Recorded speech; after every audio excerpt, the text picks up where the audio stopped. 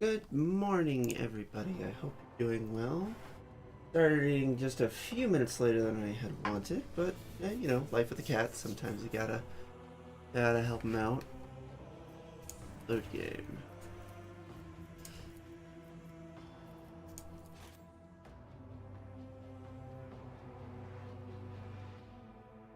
Oh, oh my eyes.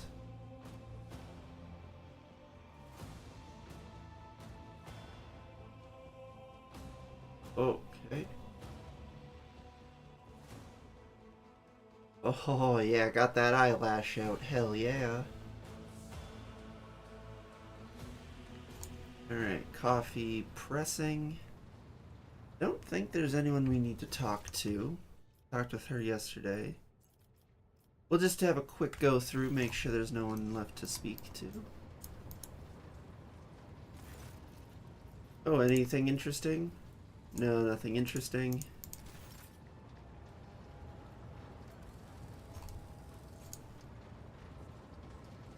Let's do a quick loop. Oops. Words cannot describe how boring the bridge is without. I mean, come on, that's just her normal, like, greeting? You Who greets people like that? You will hear no objection from. I have Okay, enjoyed so your. nothing new there. I do have the thing installed. Favor. Nothing new there. Abelard. Lord Captain. Nothing new there. Lord Captain. I like that his Lord Captain with a question. Lord Captain with an exclamation. Okay. And it should just be her after this. Yeah. Oh, we should go into our cabin though.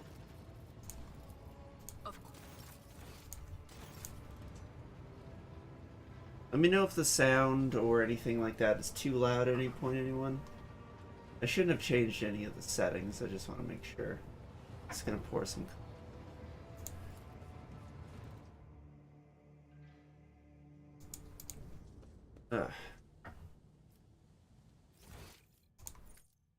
Loot.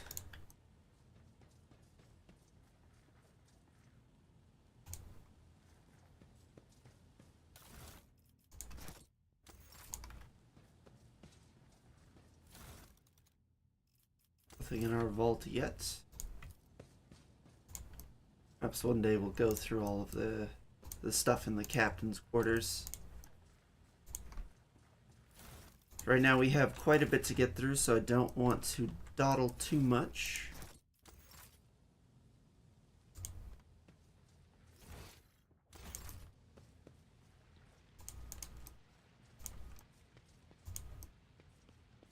Although this bath is just, oh, very nice. Alright, so we've got some stuff here. Face of the Sovereign. Whenever I kill an enemy, I'm going to quickly turn my helmets off. There we go. Don't currently have a backpack. And then there's this dope cloak, which is, whereas at full wounds, gain plus $5 characteristics. Pretty cool. Pretty cool. We'll go with it for now. Everyone else got headpieces? Yeah.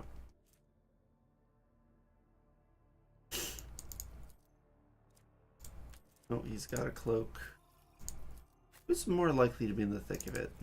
He's a little more likely.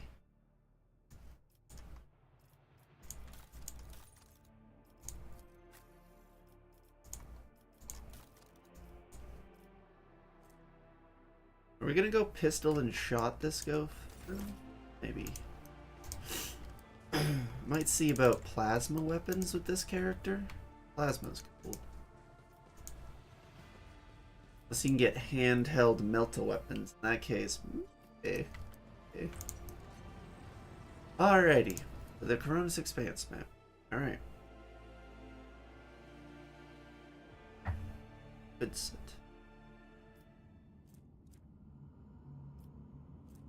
So let's head here first.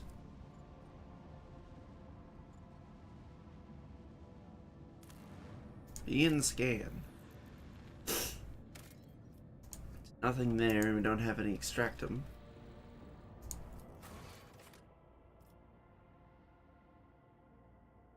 Cool. Before we head there, let's quickly head to this ship over here. Oh? Lord Captain, sorry to disturb you. Big Dis pauses, as if listening to something. Excuse me. Pandemonium outside the bridge gate. One of the officers seems to be demanding an audience with you in person. I think I hear Master Syrian's voice. In any case, I wanted to warn you in advance. Oh boy, right, this part. Hoping we wouldn't deal with this right away, but alright. That is okay. That is A-okay-o. A good soot. Soot has decided to jump up on my lap. Alright, what are we dealing with? City chair. Everyday sounds of the bridge is disturbed by voices raised in anger. Abelard's voice is last of all. This is not the conduct of an officer. These are the antics of a highborn brat out on a lark. Explain yourself, Lieutenant. Young woman stands before Abelard, striving with all her might not to quail under. I love that term, quail. Under the onslaught of her superior's anger. She falters, but then manages to look him in the eye and say, I apologize, sir, but I must speak with the Lord Captain. Very well, Lieutenant, you may address the Lord Captain. Not least because I see you've already seen fit to disturb her. Your unauthorized appearance on the bridge and display of belligerence towards a higher-ranking officer will be logged in your personal file without delay. Lord Captain, Lieutenant Avril Vent. No, Avril Vent? Requesting permission to speak. Vent falls silent and then adds rashly, on a matter of extreme importance and urgency. Alright, I'll listen to what you have to say. Speak, Lieutenant. This matter cannot wait. Any minute now, an assault unit will be dispatched to the lower decks on orders to crush the workers' strike by any means necessary. But I'm convinced that this step is unwarranted and that the crisis left itself was provoked by the actions of one of the senior officers. La gasp. La gasp. Vent is almost trembling with tension as she delivers her speech, her face extremely pale. Abelard is in no hurry to intervene, lets out a skeptical huff. He goes, woof. I feel like Abelard goes, woof. That just makes sense to me. Lord Captain, are you due to investigate the actions of Seneschal Saran? I can never pronounce his last name. And to intervene in what's happening on the lower decks, because very soon we will have a mutiny or a massacre on our hands. Excuse me. Vent reels off the last words as though she knows them by heart. She has clearly been preparing to say them for some time. When she's finished, she casts an anxious look at Abelard. You. How did this all start? The situation could boil over any minute, so I'll give you the condensed version. All began when the enforcers found a cultist amulet on the body of someone who'd been killed in a drunken brawl. We reported it to the up the chain immediately, arranged for a cleansing rite to be performed, and opened an investigation. No heretics have been found alive, but the search has brought tension between enforcers and workers to a head. So there was an insurrection aboard my ship, but no one informed me. Excuse me. I would not deem it a problem worthy of rogue traders' attention. Lower decks, as it happens, are in revolt. 30-some years ago, we had a revolutionary leader rise up who dared to establish workers' rule across the entire ship. It took a month to restore order. But even 8 years later, we were still battling rumors that the hero had survived his execution and was on the verge of gathering people to fight against tyranny once more. Well, maybe don't be fucking tyrants then. You ever thought of that? Have we ever thought of that?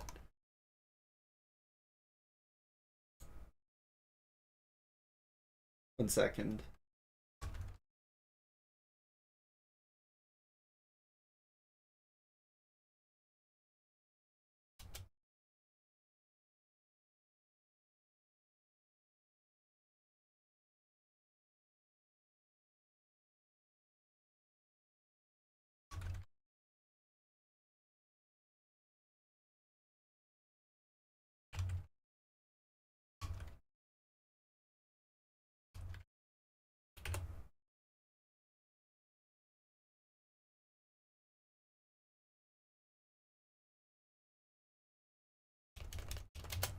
Okay. My wife sent something. Alright. Needless to say, the rumors were baseless. As with the current situation, we have sufficient enforcers to deal with it. On this ship, the word of the Lord Captain carries more weight than a salvo from 100 bolters. I'm sure that if the rogue trader addressed the malcontents directly, he will quell the unrest.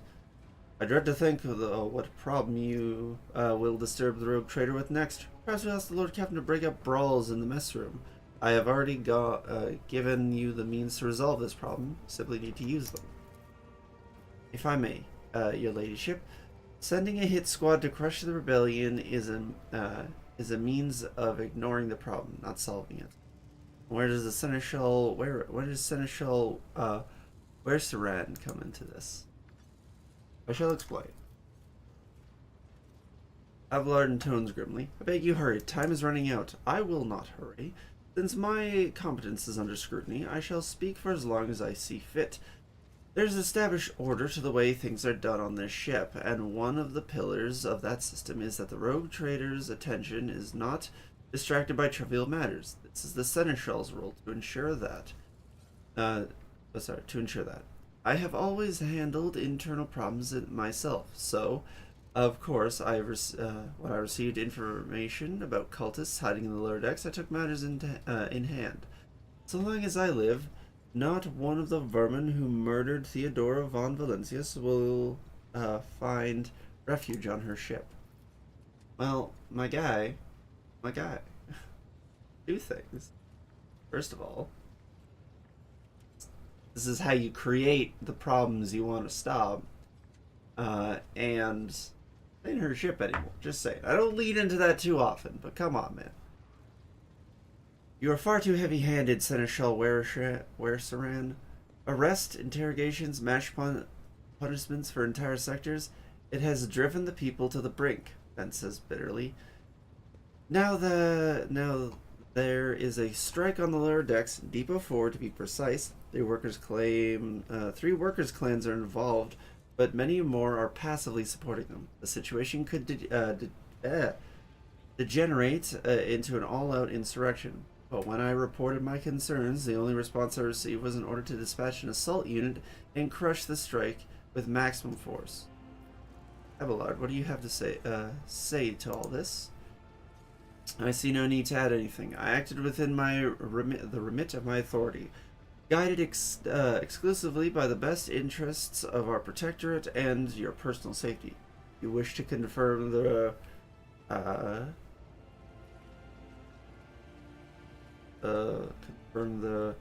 rectitude of my actions for yourself? I have no objections. For my part, I urge the Lord Captain to go down to lower decks, stop the assault unit, and speak directly with the people. You will see that they are not lying or harboring heretics. That way, you will stop the uprising before it begins. 1 second.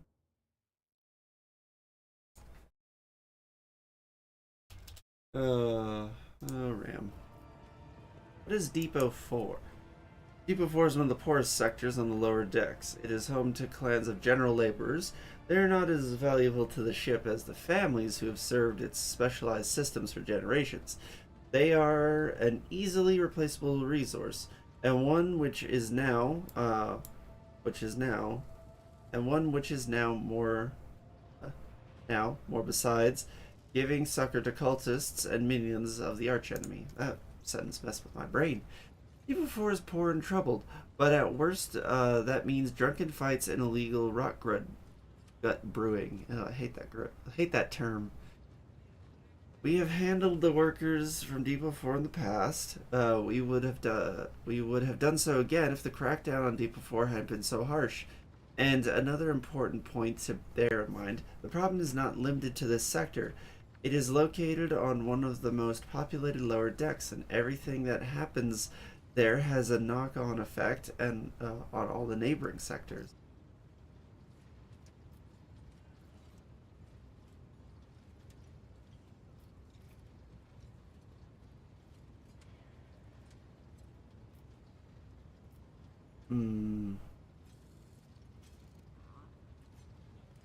I'm certain the Seneschal was acting within his authority, but I will verify the soundness of the decision for myself.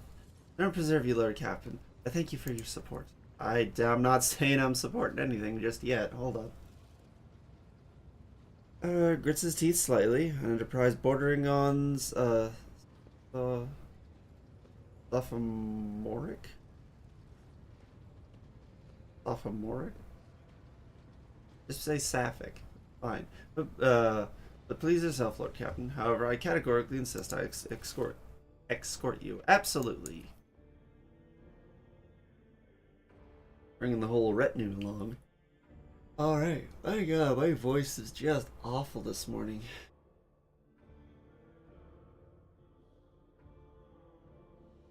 More water.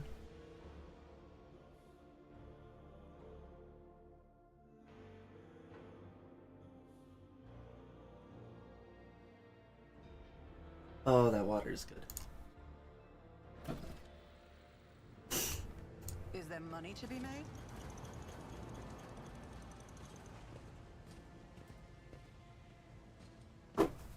Alright, Kleenex. Oh god, they threw something gross at him. 1 second.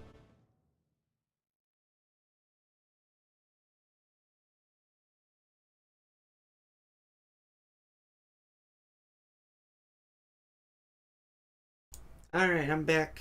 Nose is blown. Should be okay. Abelard reflexively wipes the sweat from his brow in a startlingly human gesture, and a telling one. A rare moment where he allows his age and weariness to show through the armor-like veneer of self-assurance. Lower decks are a source of endless problems. Sometimes I dearly regret that we cannot replace all the locals with servitors. Oh, Jesus. Did you hear? They were shouting your name. Of course they were. The organization of the daily routine life of the ship rests upon my shoulders. The mountain of challenges and problems for which I endeavor to insulate you. Lord Captain, the situation on the lower decks has been a cause for concern, and I have intervened personally on more than one occasion. That must be why they remember me. They do not know your face. To them you are akin to a creature of legend, one who has stood on the steps of the Golden Throne, no less. Whereas I am the man whose name is attached to every order, docking rations, or lowering at bays. Okay. The people... let's disrespect a senior officer. They would not have the chance to express such disrespect if we were not here, and if the situation been dealt with by the relevant officers. Abelard grimaces. This is a junior officer's worst failing, to pass problems up the chain of command. What? She did what she was supposed to, my guy. I've never been able to abide it. I shall say it yet. It was a mistake to come here on Lieutenant Vent's whim, Lord Captain. I must admit the lieutenant is by no means the worst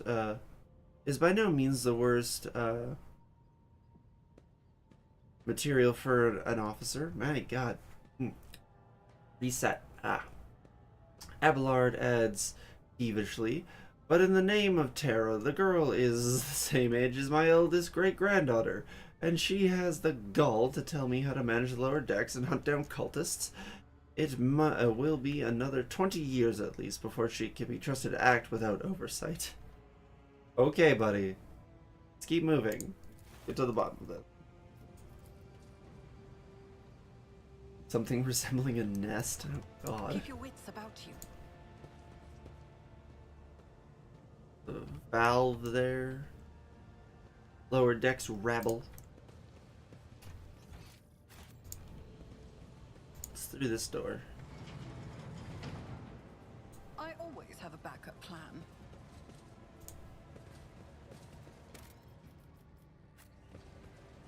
Go ahead and just save. I've never strayed off the beaten path with this one.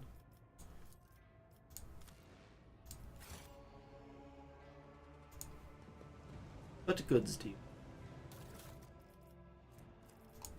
I'll just steal all of that. Let us not dawdle. Let us.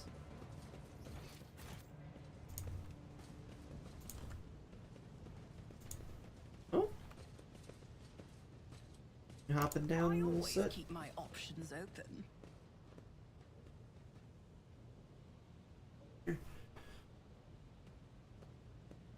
Alrighty. What's the current formation? There we go.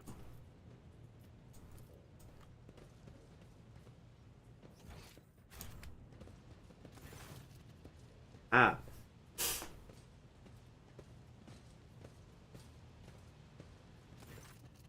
The sound of a heated discussion reverberating through the ship's bays. Lieutenant Avrilla Vent of the ship's enforcers is barring the path of a heavily built assault unit officer, and judging by the expression, their expression and tone, the standoff has dragged on for some time already, and is now reached boiling point.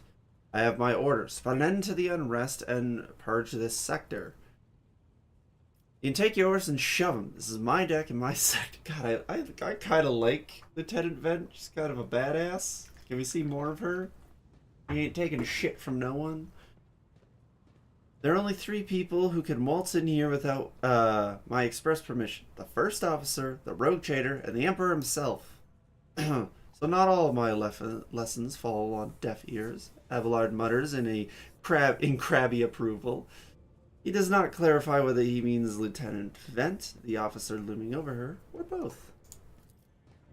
Your ladyship, noticing you, the 2 junior officers snap to attention and salute. Their subordinates follow suit a moment later. What's the situation? Your ladyship, the people have locked down the bay where the strikes are, including their leaders. We have the situation under control, as far as resources allow. We encountered some locals back there. Their conduct was outrageous. They even tried to throw things at us. The people are getting desperate, clearly.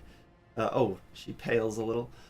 They saw the assault unit and then decided there was nothing left to lose. I mean, I apologize, Lord Commander. It is outrageous. I'm sure the people simply didn't recognize you. It wouldn't have occurred otherwise. We will deal with them once the current situation is resolved. Alright.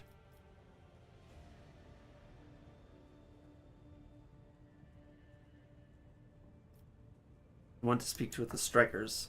Amel's mouth twists, but he restrains himself and says nothing. But you are, Lord Captain. Allow me to wish you good luck. Hope gleams in Lieutenant Vent's eyes.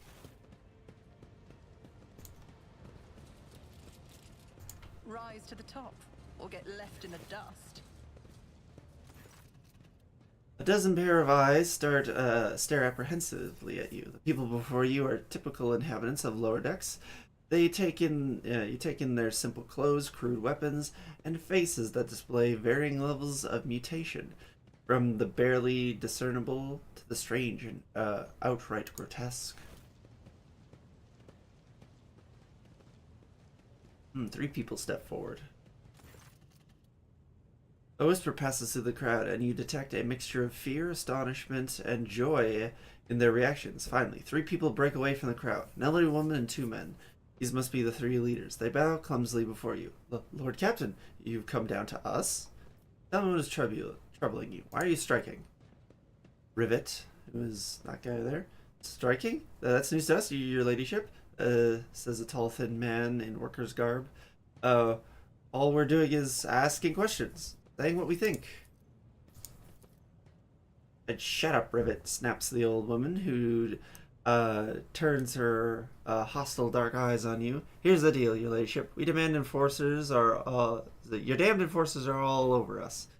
Down here. They say they're looking for a cultist. One wrong word and they're reaching for their batons. Batons. Whatever. If they want to punish someone, they turn off the heating for the whole bays for weeks at a time. So we're getting sick and freeze. So we get sick and freeze. In my clan, two little ones died from inflammation in their lungs, all because of those enforcers.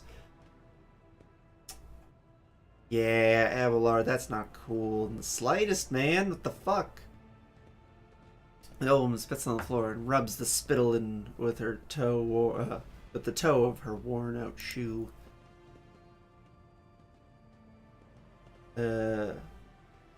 Argenta does not interrupt the workers, but you see the sadness well in her eyes. When the children's deaths are mentioned, she quietly whispers a requiem prayer that might and makes a sign over herself. It's all true. Stagger. Kind of a cool name. That guy's got a cool model. It's all true. Vent is the only enforcer officer, sorry about the scuff there, who stood up for us. It's clear as day who had a mother from the lower decks and who grew up in, amidst ships and has no fellow feeling towards us. The grim man with a scarred face throws up his arms. Good jump, little son. You did such a good jump there. Here, I want to jump up there. Your ladyship, we're no villains here. We're honest workers, your servants. We've not plotted no disorder. We went on strike openly, and now we've got guns pointed at us. All we're doing is asking to be allowed to work in peace without being harassed. I don't see a problem with that request.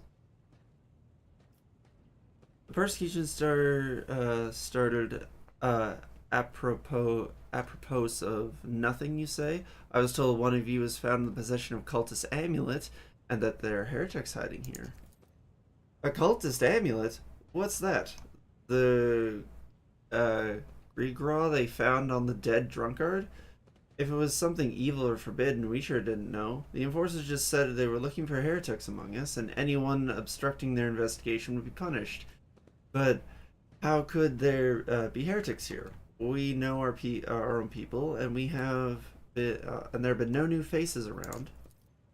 Definitely not. And if there were, we'd be the first to report them. And as for this amulet, or whatever it is, they took it off a dead body. There are no cultists still breathing in our sector, that's for sure. But when the fight broke out, some enterprising folks eluded the bodies. The boots they came back with. Oh, nobody's ever tread the deck in boots so fine. I can tell you that. Seems to me these cultists have better commanders than us. Okay, that's not a good way to go about that conversation. Oh yeah, those boots were real fine. And there's no harm in taking them, right? As for the amulet, it might have been pocketed by someone who didn't know any better. We don't need any amulets around here. We all worship the Emperor, and we're working on... and when we're working, we bow down before the machine spirit of the large and small transformers and the servo motor. The same way my grandfather was taught 100 years ago by a tech priest who came calling. Believe us, your ladyship, we are people of faith. Naive children, weren't you taught from an early age about the dangers of the arch enemy's creations? Which is kind of interesting, because, I never quite got it, and then it's like, oh yeah, an amulet actually can just be a conduit to fuck with someone, so kind of interesting. Were you warned about any unfamiliar objects? Could be one of them? We were told, Holy Sister, but it was long ago. The last time we saw a confessor in our sector, It was just after I had my third little one. That is regrettable. But you cannot lay the burden of leading a righteous life on the shoulders of the Holy Father. Well, maybe we didn't. I know we haven't, like, redone the lesson in a long time, but you shouldn't fucking. You should just fucking know. Okay. Who will you blame when beasts crawl out of those amulets you stole from the heretics? The Holy Father, who was not here, or the scavengers who brought evil down on himself and his neighbors? Or the scavenger, sorry. Abelard, do you have anything to add? I authorize the use of all necessary measures to locate Chaos Worshippers hiding in the sector. The specific steps taken by the officers were not reported to me. Abelard frowns, clearly disgruntled, having to explain himself in the workers' presence. Nevertheless, I am certain that their actions were justified. Cultists are no drunken,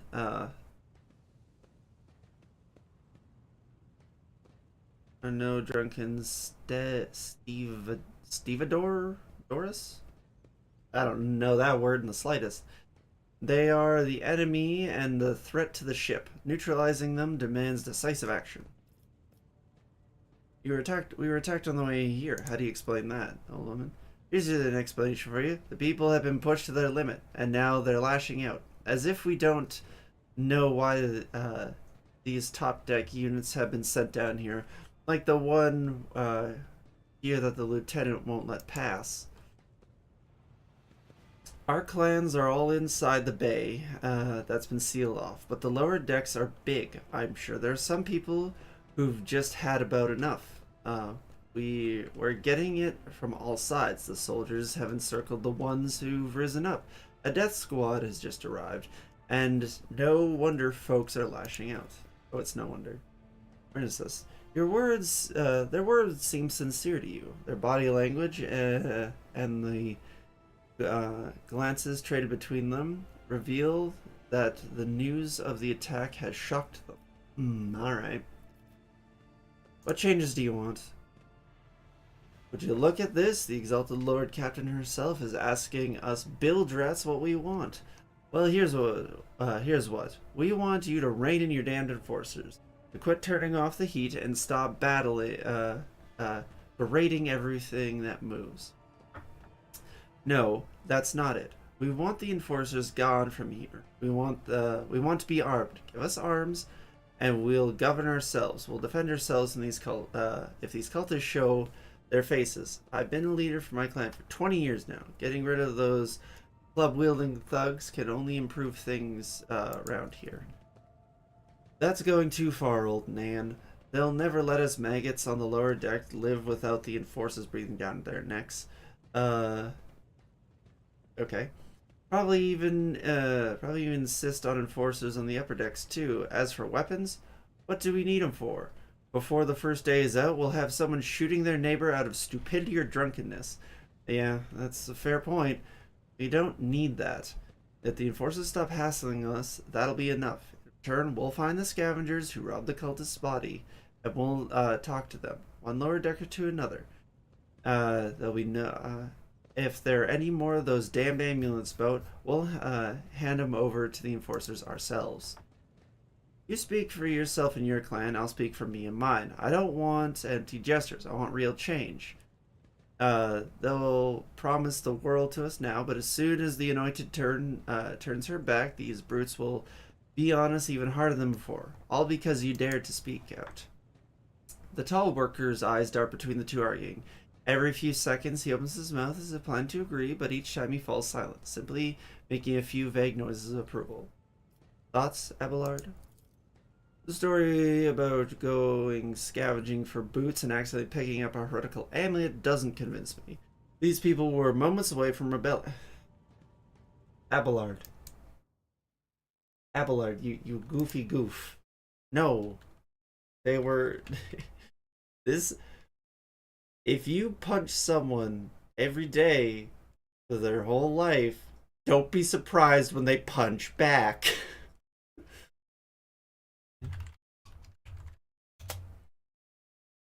Oh, Jesus.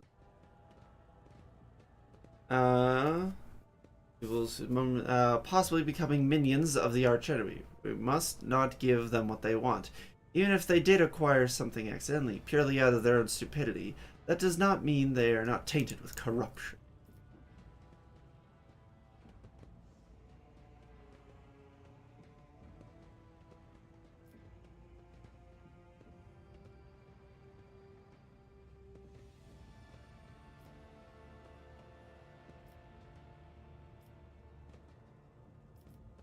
We'll do this one. Coercion. Spreading anarchy on the ship is the first step towards embracing chaos. Putting weapons in untrained hands would be even worse. What's more, the enforcers are needed to maintain oversight and order. Draw those demands, and we will consider the rest. Tall worker they call Rivet shrugs and casts a scythe and look at the old woman. Old Nan, listen, listen! The Lord Captain herself has come down to us and is offering concessions, and I don't know a single person on the whole of Depot 4 who's ever stood next to the rogue trader, let alone talked with them. Back down. No, now's not the time for you to be a stubborn old crone. Listen to us, old Nan. The 3 clans of Depot 4 ought to act as one. We've made up our minds. It's your turn to decide. Don't ask them to disband the enforcers or give us weapons. We don't need any of that. The woman hisses in dissatisfaction. You two are ganging up on me, is that it? So brave that you are against an old woman. Okay, that's not what this is, but alright. But I'll shut up. I will. Indeed, I don't go against 2 clan leaders on my own. If you want to make peace with the enforcers, make your peace. Oh, that's great. Just fantastic. Lord Captain, we're all agreed. It's decided. The persecution will stop, and I will expect you to assist in locating any remaining amulets or weapons left by the cultists. Oh. Oh. Your ladyship, thank you. You have not abandoned us lower deckers. You came yourself and settled things. I'm telling my grandchildren about this. That's kind of a depressing thing to say. Of course, your ladyship. We'll root out any nasty business faster than the enforcers, and we'll leave no stone unturned. See, that's the other thing. They know their fucking, like, ship. They know they know their areas. They know what's up. Like, if you want to root out, like, insurrection and stuff like that, talk with the people who know their shit.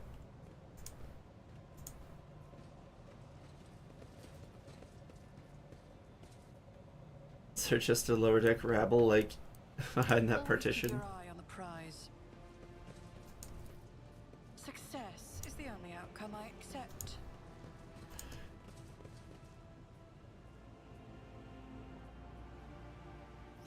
Alright, let's head back. Keep your wits about you.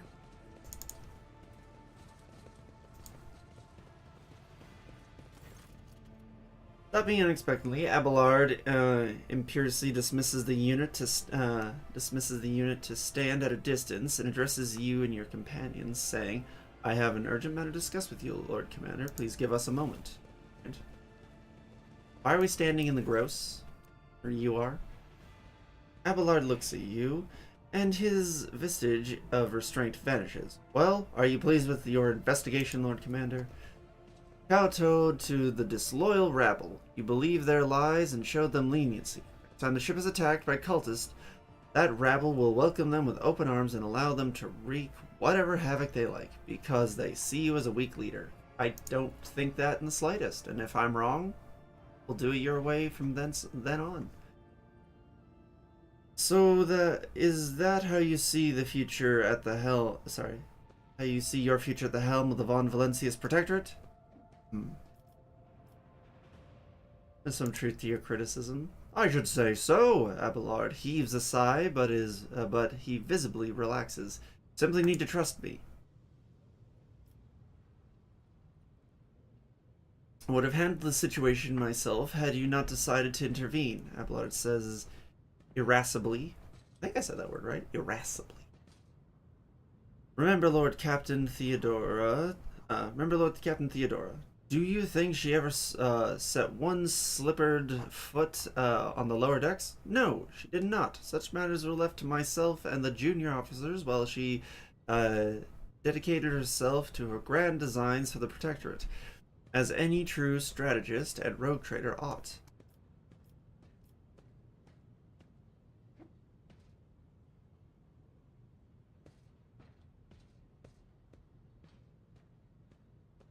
Uh,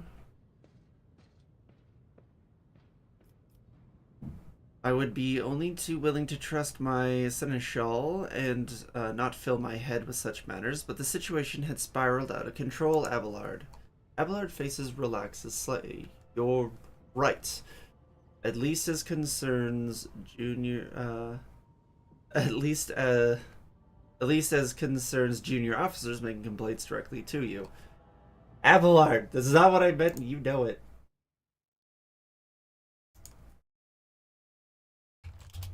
You know perfectly well that's not what we meant. Oh, I'm so sorry, Soot. Am I being loud?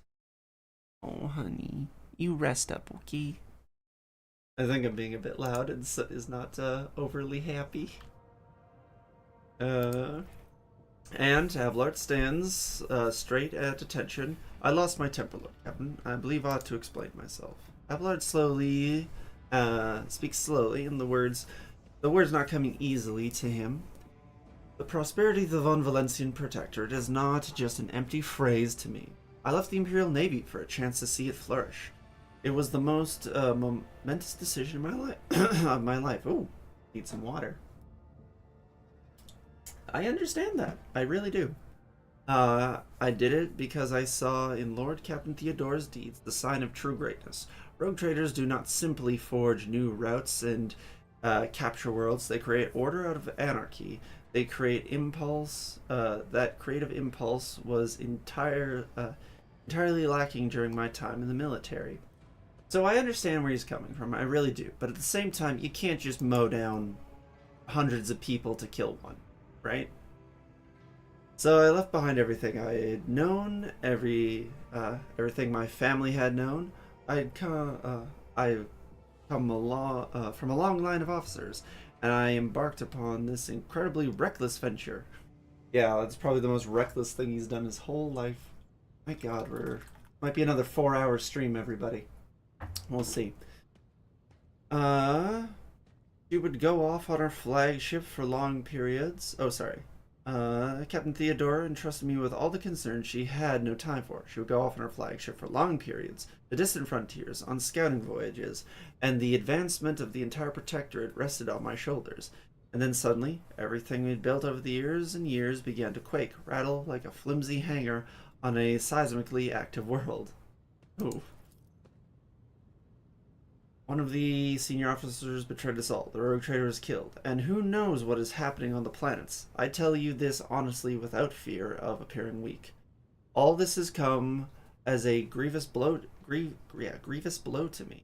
I'm not panicking or grieving because I cannot allow myself to panic or grieve. I'm duty bound to aid the new rogue trader, to aid you, to find your footing as quickly as possible, and to do that, I must insulate you from problems that that in the past have been dealt with by tried and tested procedures set out by the ship's regulations. Procedures that were established long ago and have functioned smoothly for decades cannot suddenly be deemed excessive to requirements. My guy, you want you okay? You didn't even have an actual target. It wasn't even one person. There was just a dude with an amulet that you can't prove was an actual cultist. And you wanted to purge 3 worker clans? Maybe not. Maybe we don't do that.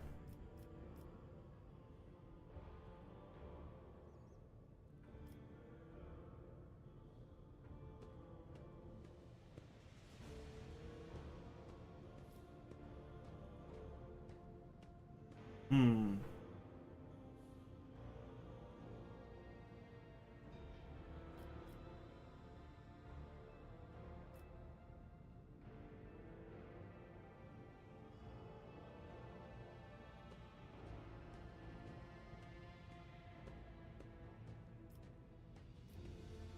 I understand, but you need to learn how to respect me as your lord, captain and rogue trader. Accept it and start living in the new world, a world where Theodore is gone and where you and I have new decisions to make.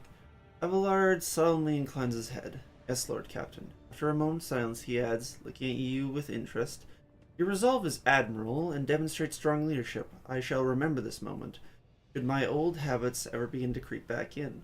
So, I have no idea if that was the right thing to say to him. We'll find out. It's the one I've always said. It just seems like the least harsh, and while like recognizing that yes, this is like has been the past, but I don't intend to bring these past things forward. Now, let us please leave the lower decks. If the rogue trader desires to stretch your legs, there are far more suitable places.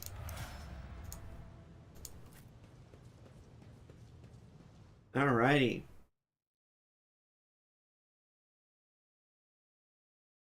Spent a little more time on that than I would have liked, but that's you know what? I am just no. Yeah. I'm just gonna quickly do some lighting stuff in here. Hopefully, it doesn't mess with a whole bunch of. Yeah. Hopefully, that doesn't mess with my camera. We'll find out. So far, it looks fine. All right. Rykad. I'm sorry, Soot. I didn't hear you.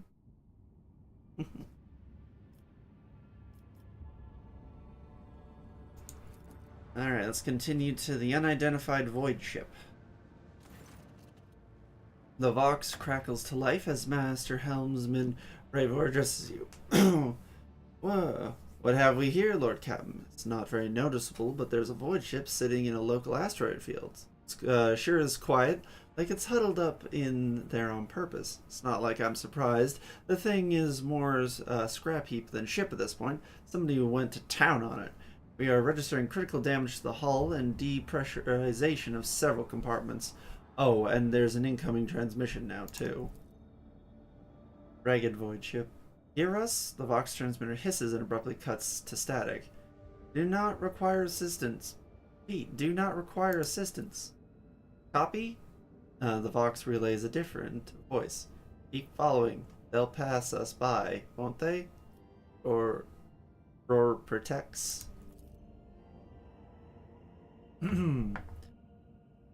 Lord Captain, I'm told our augurs cannot determine the allegiance of the vessel. To be brief, there is an unidentified and badly damaged vessel within the asteroid field near Rykad near the Rykad Philia colony? I'm assuming that's colony here. Yes. That is refusing help, which not only puts which, not to put too fine a point on it, has not yet been offered to them. Ravor, can we establish communication? Let the vessel identify itself. Yes, Lord Captain, the connection is established. Unknown vessel, we receive you. Identify yourselves. I repeat, identify yourselves. For a brief moment, the Vox only hisses and snaps, and then several voices at once start shouting over one another. Don't tell him. Tell him. We're all done for. This is Thunderfang. We are, one of the voices falters uncertainly and replaced by another. A merchant vessel. Do you copy? We are a private merchant vessel. Merchant vessel? Of course they are. Damn my stupid head. Where did I... A merchant vessel? Of course they are. Damn my stupid head. Where did I hear this name before? Thunderfang. Revor, damage reported on the unknown vessel. Damage shows multiple hull breaches, most likely caused by the guns of a combat ship. Several compartments are leaking air. The bridge has been almost completely obliterated. 2 of the engines are critically damaged. Somebody gave them a thrashing so salt they barely managed to limp away. Thunderfang, why can't we identify you? You make out hoarse, furious whispers, even over the crackling of static. I don't know. What if... Certainly not. The whispering dies, and a clear, youthful voice cuts through the static. Our vessel is badly damaged. Damage is preventing the correct correct indi, ida, identification. We assure you, you peaceful merchant vessel, Thunderfang does not require aid. Thunderfang, your vessel is badly damaged. What happened to you? Fox responds by bursting into a cacophony of sounds, words, and emotions. Everyone chuckling bitterly. Someone chuckles bitterly. Another swears so with some foul explicit expletive.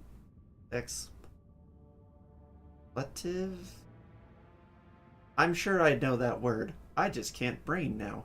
And yet another hisses, furiously demanding that the others shut up, and manages to make out little from all this noise. We were just flying, minding our own business, straight out of the blue and open fire. Miracle we could get away. Emperor protected, and then more fire. Who? Void only knows. Roasted our tail, bombed everything. Our folks are left without our help. Never got to them.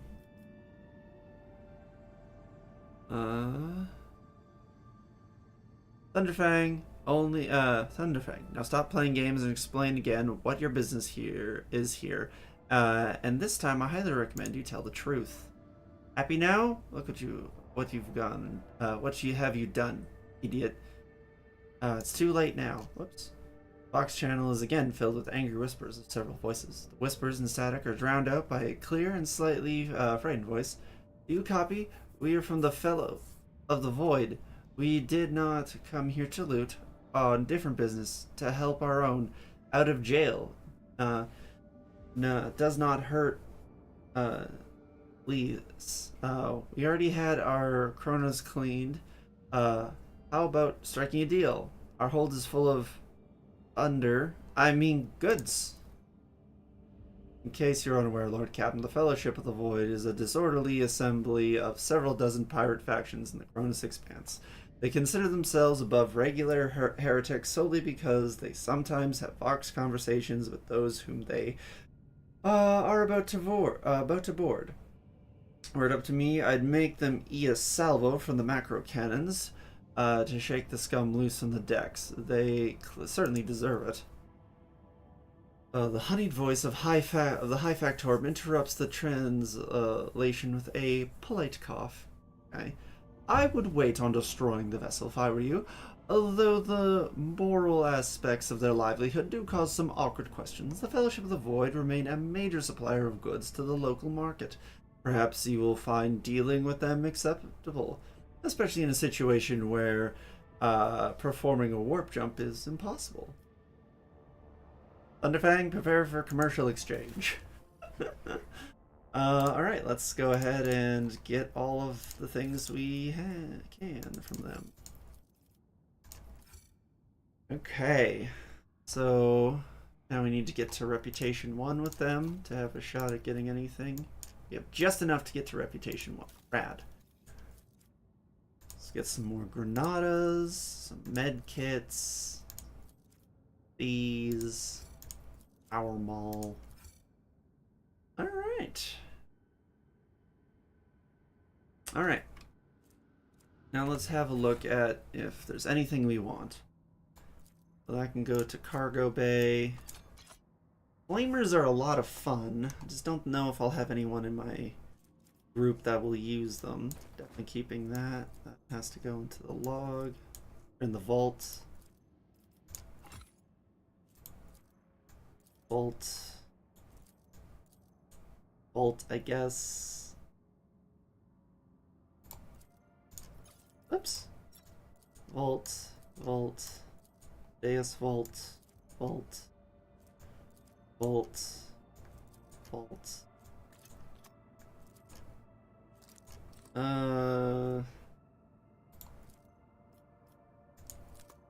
Add that to cargo.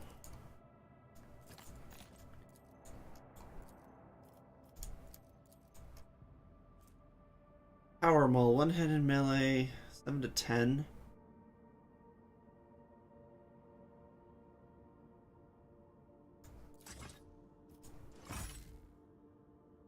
vibe I want. Going for vibes. Maybe I'll dual wield plasma pistols. That'd be cool.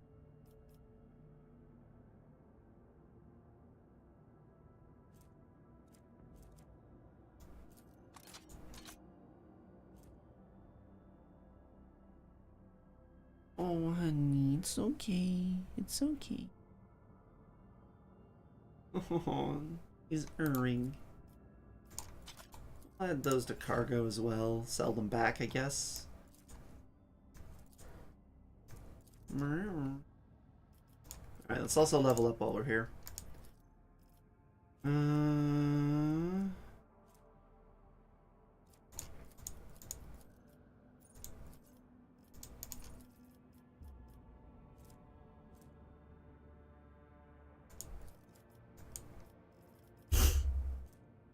Alright, let's get that.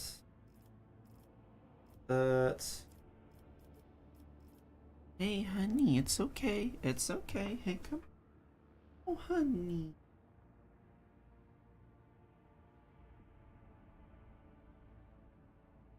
I'm not sure where you want to sit, huh? Well, you'd like to sit in my lap? I've put the Snuggie down. Sorry, I'm talking about the cat right now. Plasma weapon proficiency.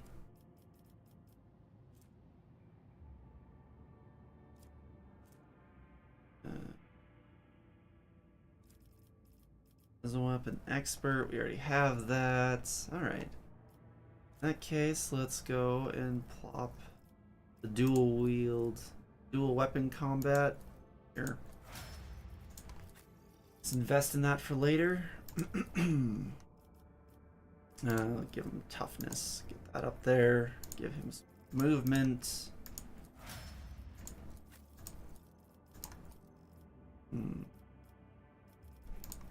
Got some warp abilities.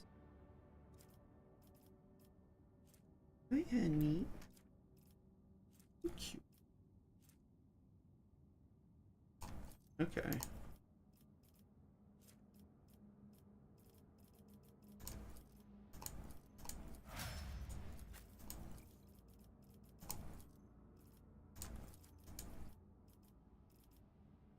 Swift movements. Again, ability is very good to have. Oh. Glimpse of Fate. Okay. Okay.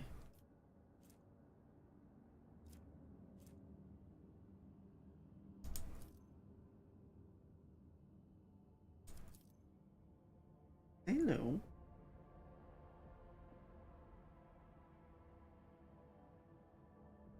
Enemy. Alright, Las Weapon Expert we already have. I wish you could hide perks you already have, so you don't have to have them again. Show them again. In that case, let's go... Oh, are you attacking your tail, honey? Swift movements again. There we go. However, this cloak is very good for her.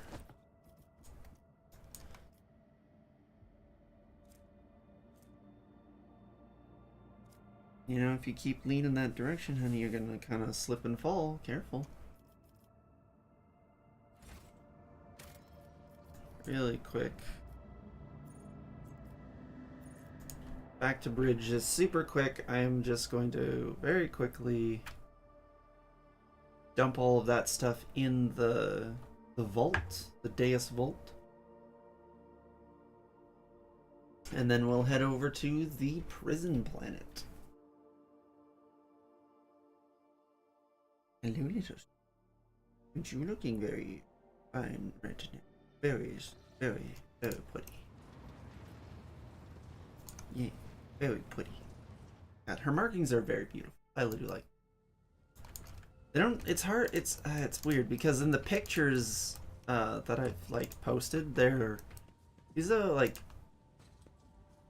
it's fine, but like in person, they're very like they stand out so much more.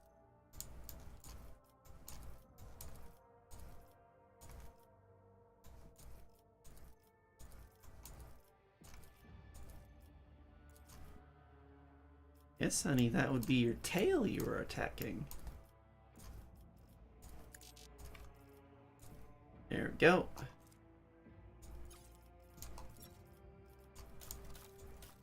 Careful, honey.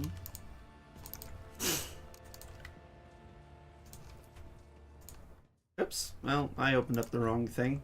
Second, everybody.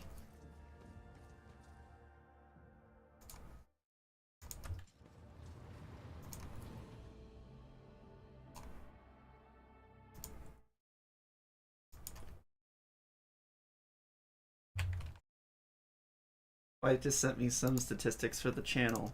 It's nice hearing that it's going well. Alright. Begin the scan. Rykad, the prison planetoid. Alright.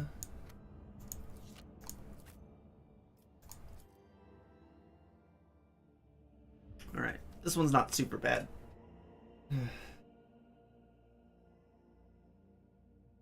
Alrighty. Let's do this. You can play with. Here, there's this.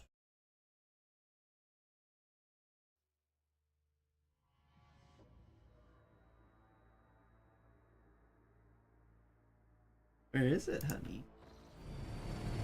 There it is.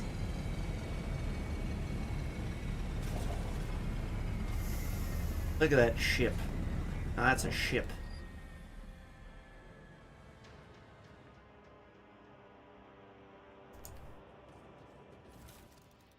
Goods. I always have a backup plan. Hey. There's demolitions over there. Violet Raquel. Pale woman looks at you with a mixture of hope and disbelief swirling in her eyes. You notice her hands trembling as she clutches her weapon. Who are you? Did you come from the planet? Are you reinforcements? Saint's teeth, I thought you'd never come. Tell me about this planetoid. Now, the only settlement on Rykad is a penal colony. The prisoners work in the mines and the domed quarries. They mine sulfur, cerium dust, oh god, and sand, which is melted down. A rather nondescript place, or so it was prior to current events. What's happened here? There's been a prison riot on the planetoid. Sadly, it's being led by the prison warden himself, the Honorable Anathagon Castigella? He has allied himself with a rabble that he himself was supposed to watch, and declared Rykad to be an independent authority of the system's lawful governor. Sorry. I came here as a shuttle pilot alongside the Honorable Evelyn Winterscale, son of Caligos Winterscale. Caligos? Rogue trader, vanquisher of Xenos's, forever triumphant over the enemies of humanity. She details, enunciating every word of her overlord's title. Young Lord Winterscale wished to speak with the warden personally so he could put an end to the lawless treason. He and his escort went ahead and, he was paler. I haven't been able to contact them over Vox in a very long time now. Evinen?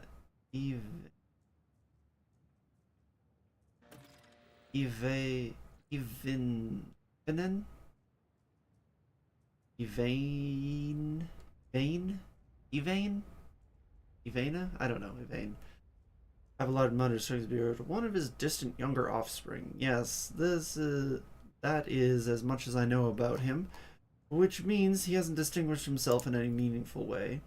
Ivane Winterscale has made several diplomatic visits to Iraq 5 on behalf of his father, rogue trader Caligos Winterscale, the great regent. would not have granted entry to someone dishonorable, which means whatever happened in this terrible melodious place, we must aid this man of noble blood.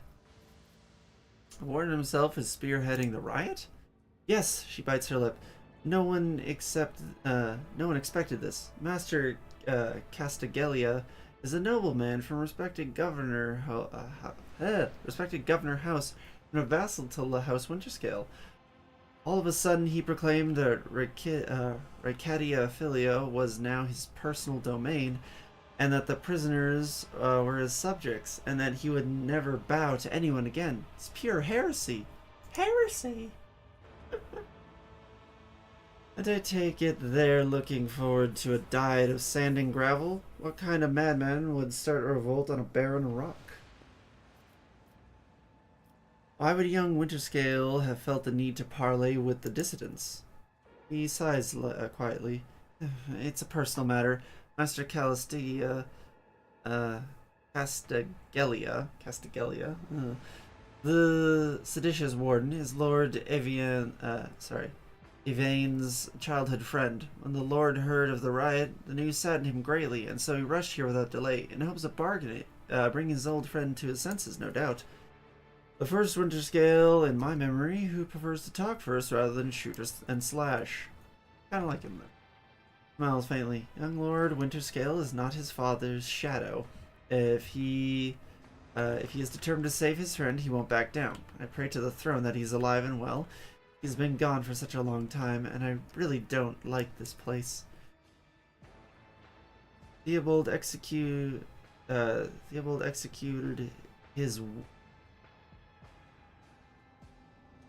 What? Theobald executed his own wife, his wife and only son, on the mere suspicion of treason against House Orselio. Oh. Well, fuck. So why did the noble Yvain rush to save someone who had betrayed his house? Do bonds of friendship give one the right to make inexcusable mistakes?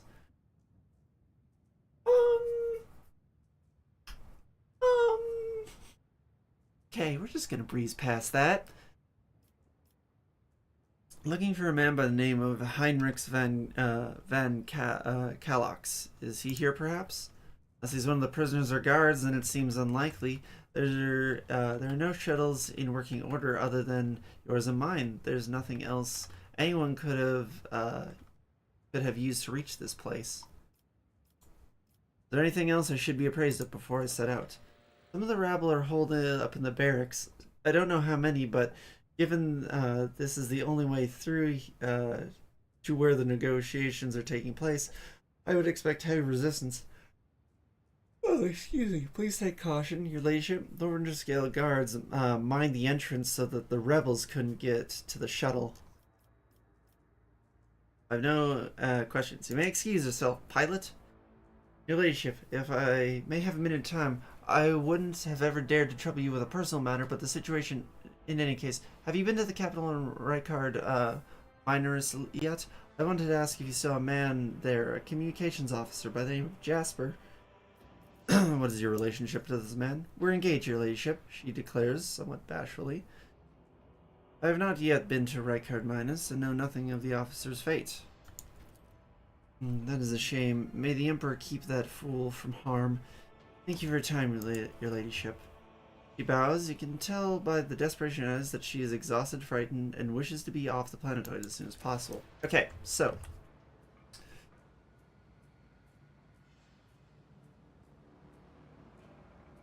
I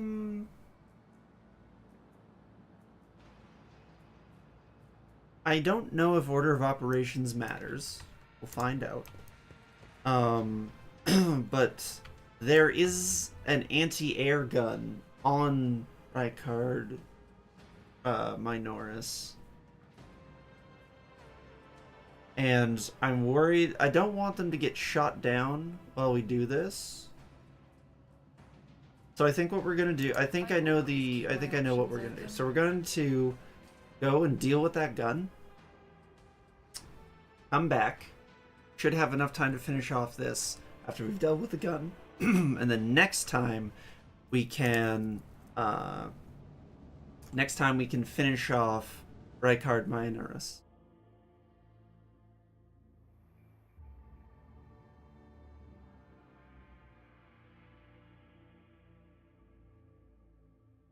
What do you think? Things going okay?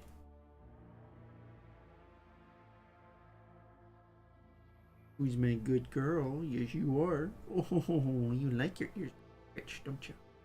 Me too. It's a good feeling.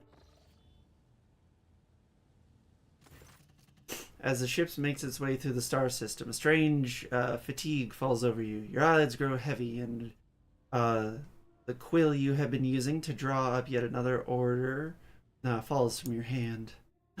A gasp. You raise your head with a start. Someone else is here, in your study. You stand up and stare at dozens upon dozens of corpses surrounding you. Among their number, you recognize the disfigured and bloodless faces of those who died on the ship's bridge, and those you met in your previous life. How is this possible? Where are the enforcers posted to stand guard? It matters not. You are alone against a horde of heretics risen from darkness to take your life. As if of its own accord, the shard laying on the edge of the desk, the solemn remnant of Kudrad Vogtvir's weapon, slips into your hand. Interesting. The metal is searing cold. The dead sway from side to side, closing in around you in a nightmarishly slow advance. Stop! I did not wish for any of you to die. The dead remain deaf to your words, creeping ever closer, with the inevitability of death itself. You barely realize that your trembling hand has found the shard when its razor-sharp edge cuts into your palm. Ow. An unbearably bright light floods everything around you, and you find yourself surrounded by groveling minions, their bodies shivering in your mere presence. Your hand no longer holds a pitiful shard, but a majestic and intricate weapon, a skillfully crafted sword with strange, unnerving proportions, a curved design, and an unusual hilt adorned with the image of a closed eye. The eye opens wide, revealing a gaze so ancient and dark that it steals your breath away. Oh my, that's rad as shit. Totally stealing that for D&D. You have felt the gaze before, there on the bridge, and the voice that appears in your mind's in your mind only confirms your guess. The tapestry is woven, the path is chosen. Accept your fate, champion. Throw the blade away. Never! Your body refuses to obey your mind. Your hand, the handle feels as if it's become one with your hand, and the gaze of the demonic eye sets your very soul ablaze. Resisting your fate is futile. You scream as you feel your soul burn away to ash. You awaken from the vision, kneeling next to the desk, clothes drenched in sweat, and with a sour taste on your tongue. Your head is ringing, and you struggle to recall those faces and the image of the sword in your hand. Only the deep cut in your palm and the bloodied shard laying on the floor remind you of what has transpired. You'd rather die than touch that thing again, so you reach a shaking hand for your vox and call a servitor. Now you just have to wait for the mindless automaton to arrive, pick up the cursed artifact, and head to the nearest airlock claimed by the void. Well, alright then. Sounds hippity-dippity dandy. You don't have any other... No.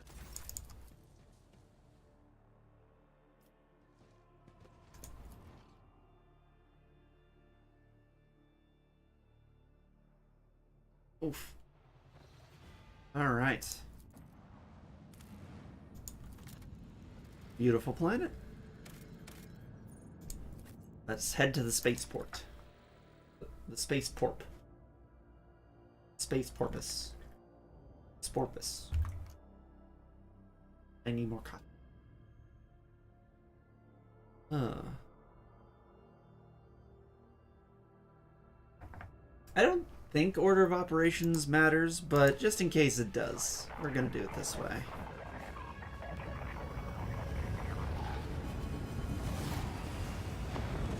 Oh shit, we're getting shot at.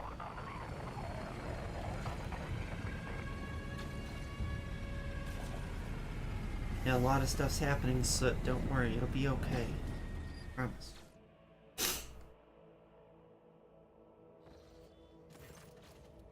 Port greasy with a din of ordnance and the smell of explosives tickles your nostrils.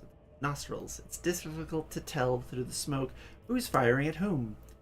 Sergeant Mulgar, halt! Weapons on the ground, or I'm firing. A man in a torn and dirty uniform hobbles towards you from behind the chunks of rockcrete. Oh, I don't like that word. And crumpled plasteel. His cracked helmet is adorned with a crooked label that reads Sergeant Malgar.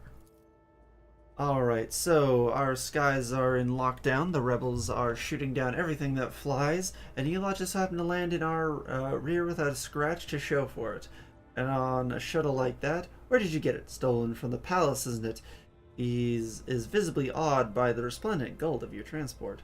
And grab 'em, lads, we've got ourselves a rebel landing force. Appleheart turns purple. Purple. By the Holy Throne, what is this mess? And glances around. Not enough spot, old man. Go easy on him. You must be mistaken. I am the rogue trader of House von Valencius. Soldier grows more and more pale with every word you say. As soon as you're done speaking, he falls to his knees. My mistake, your ladyship. Didn't recognize you, ma'am. Please pardon my blunder. It's the bloodbath. It's a bloodbath in here. Oh, Jesus. Well, that guy got fucking fried.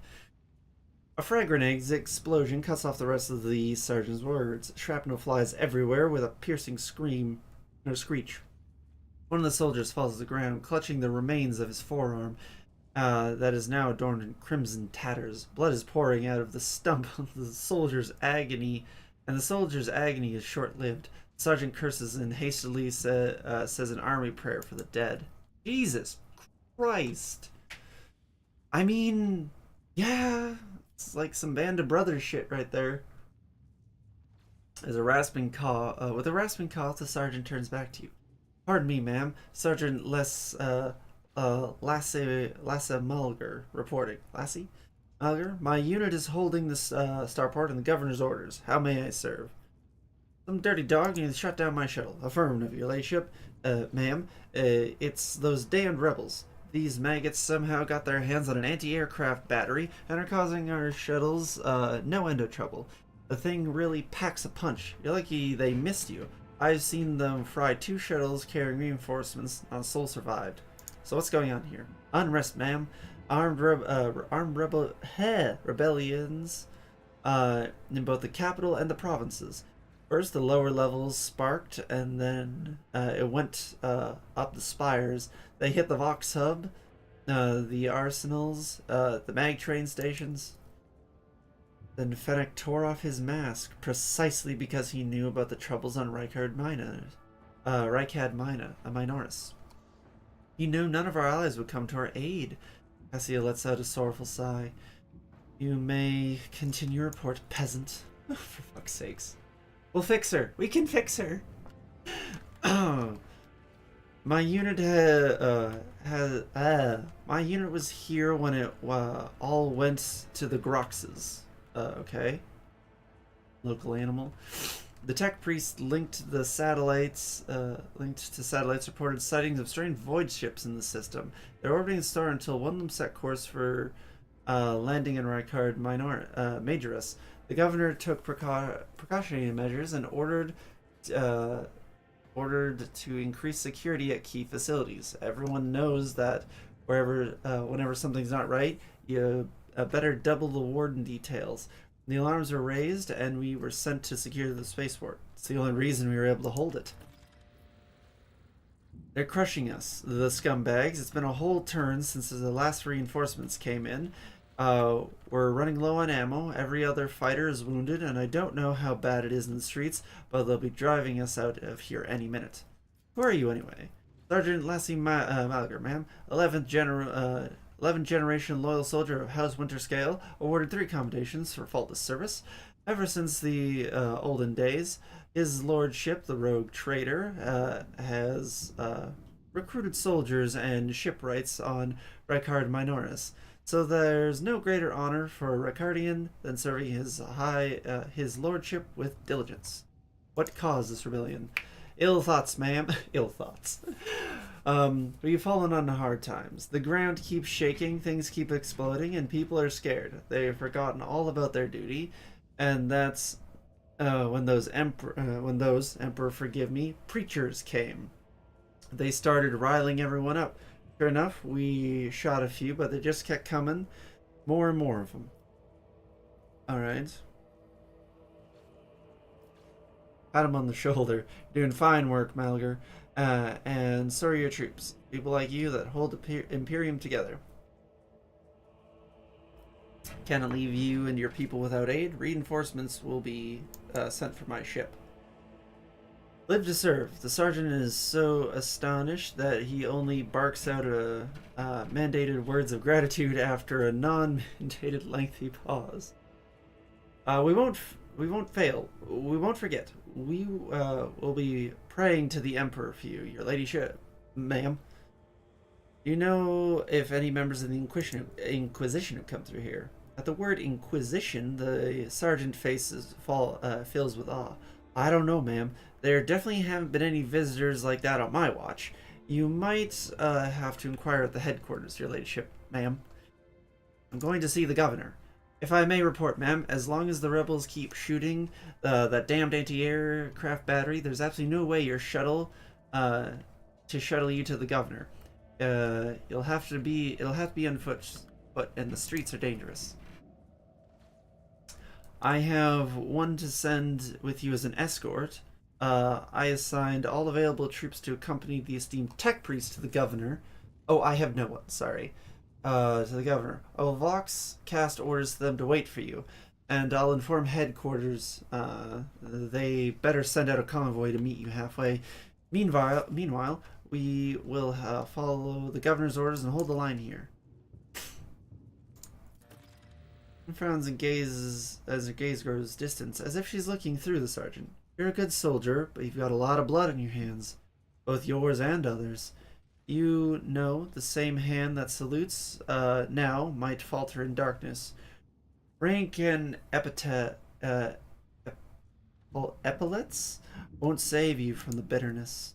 Pardon me, ma'am, but I can't get my head around those fancy words you're saying. I've seen plenty of blood, but trust me, I'll fight till my last drop. Is the path ahead dangerous? What exactly awaits me there? Sergeant sighs heavily. All of our roadblocks are gone. The whole place is in the rebels' hands. The city is almost lost, so no help will come.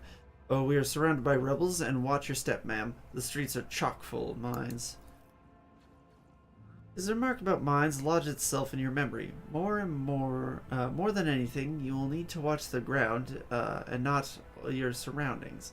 You'd rather risk a shot from a rebel or a jittery soldier than experience a few handfuls of lethal frag shrapnels resting on top of some 300 grams of explosive Philistine. What tech priest? A very important person from the Adeptus Mechanicus arrived on the last shuttle before they locked down the skies. He kept on asking whether anyone by the name of Amarant or Amernant or something like that recently arrived. Barely answering any of our questions, though. Said he was under no obligation to tell us anything. He demanded to talk to the governor personally, so I had to send a quarter of my troops with him to keep trouble at bay. You're a good soldier, Malgar. I'll see that your heroism is noted. Sergeant blushes slightly. I live to serve. Another explosion erupts in the sergeant's words. With a sigh of relief, he turns to his soldiers and spits out a booming series of commands. Alrighty. Let us not dawdle. Let's get to looting the area.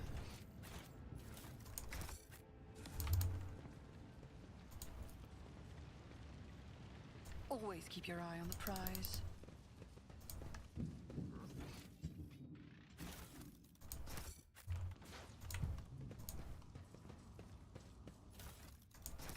Alright. Let's go for it. I'll make an example out of you. Crush him!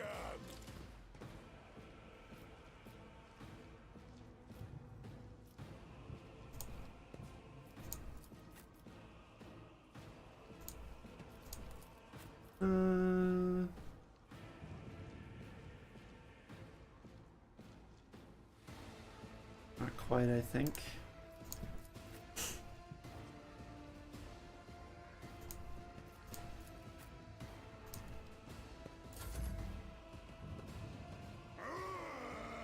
Aruga.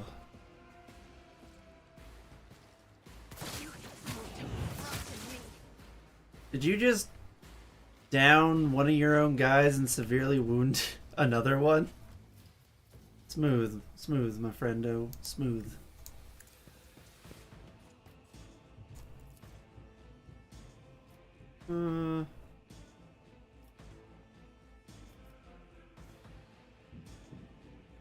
I'll see to it personally. Big misses. On it. Lord.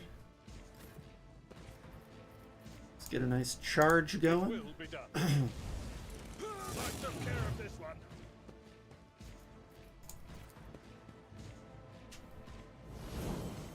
Brace for impact.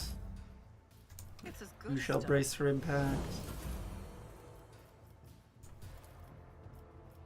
Isn't this a job for the serfs? Try to die with grace, at least. A job for the serfs proceeds to If I murder a may. dude.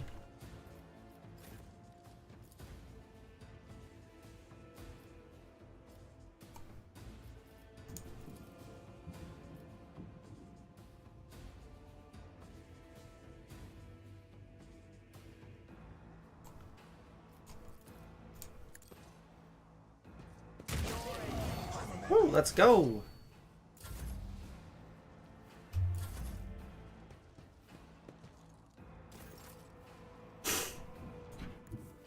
The enemies of the Emperor will be undone. I'll do it. Ah, dang, I was really hoping to hit all three. Oh well. Faith without deeds is worthless. Woo, took out two. Hell yeah, let's go. Run and gun.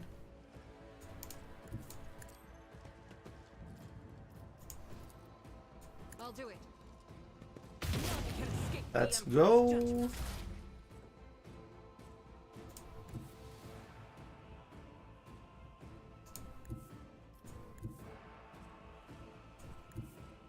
What is this foreboding?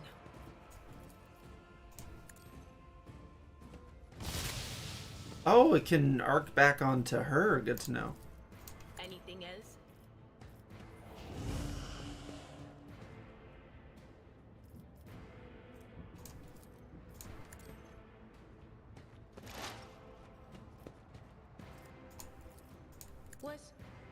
Was it Got you? 7 stacks. Or- Go.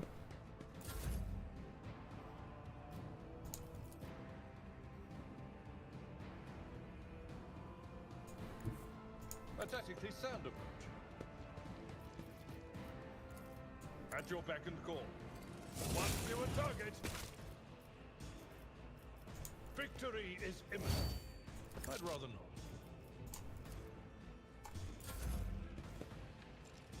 Alright. Oh, geez, that was a heavy hit on her.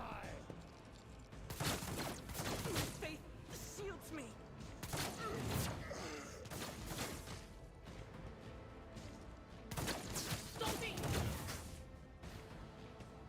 Alright. Thank you. That guy took out more guys. Okay. Game's silly sometimes. 37 either way. Yeah.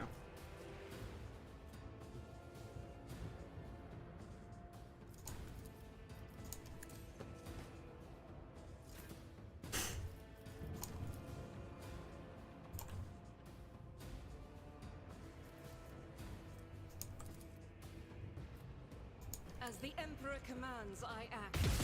Hell yeah.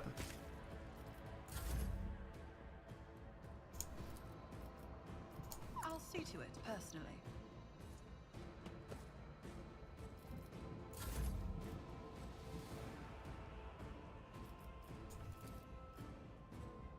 Isn't this a job for the serfs, as duty demands? Right past Abelard's ear.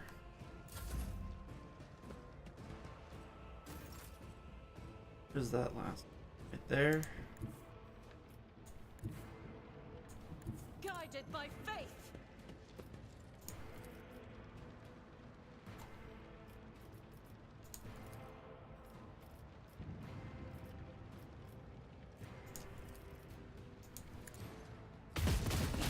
There it is.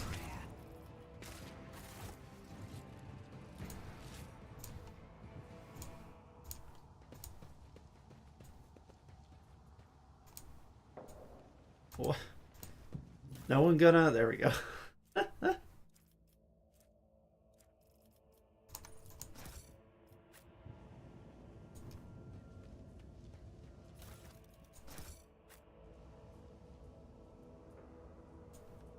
Alrighty.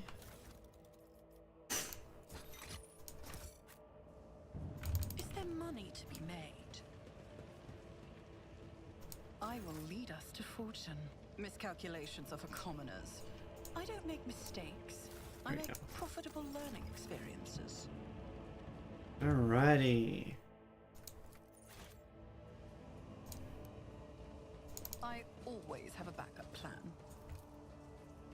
Just as I planned. Go and nab some goods. There's a cloak in here. Man. Ooh, that's good to have, actually. Keep your wits about you.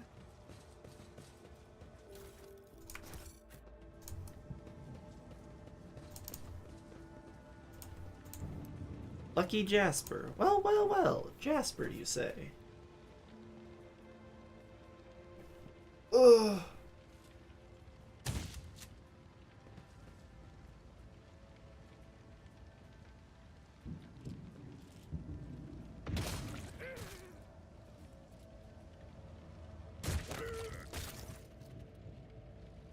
That's it. The young shaggy-haired soldier is still pale. Nonetheless, as you approach, he holsters his pistol, the hallmark of good discipline. Gives you a somewhat frightened, but it's a genuine smile. Thank you, my lady. You arrived in the nick of time. I don't know what those babbling creeps wanted with me. It definitely wasn't anything good. Who are you? Lucky Jasper, the governor's aide and personal Vox operator. I was dispatched to the starport on special orders. The young man proclaims, desperately trying to tame his, tousled hair. Are you unarmed, soldier? All thanks to you, milady. Those blind lunatics are all over the city right now. These rebels, damn them to the void, go around maiming anyone they can get their hands on and scorching their eyes. When they leave the poor sods driven mad by pain to wander the streets, babbling nonsense.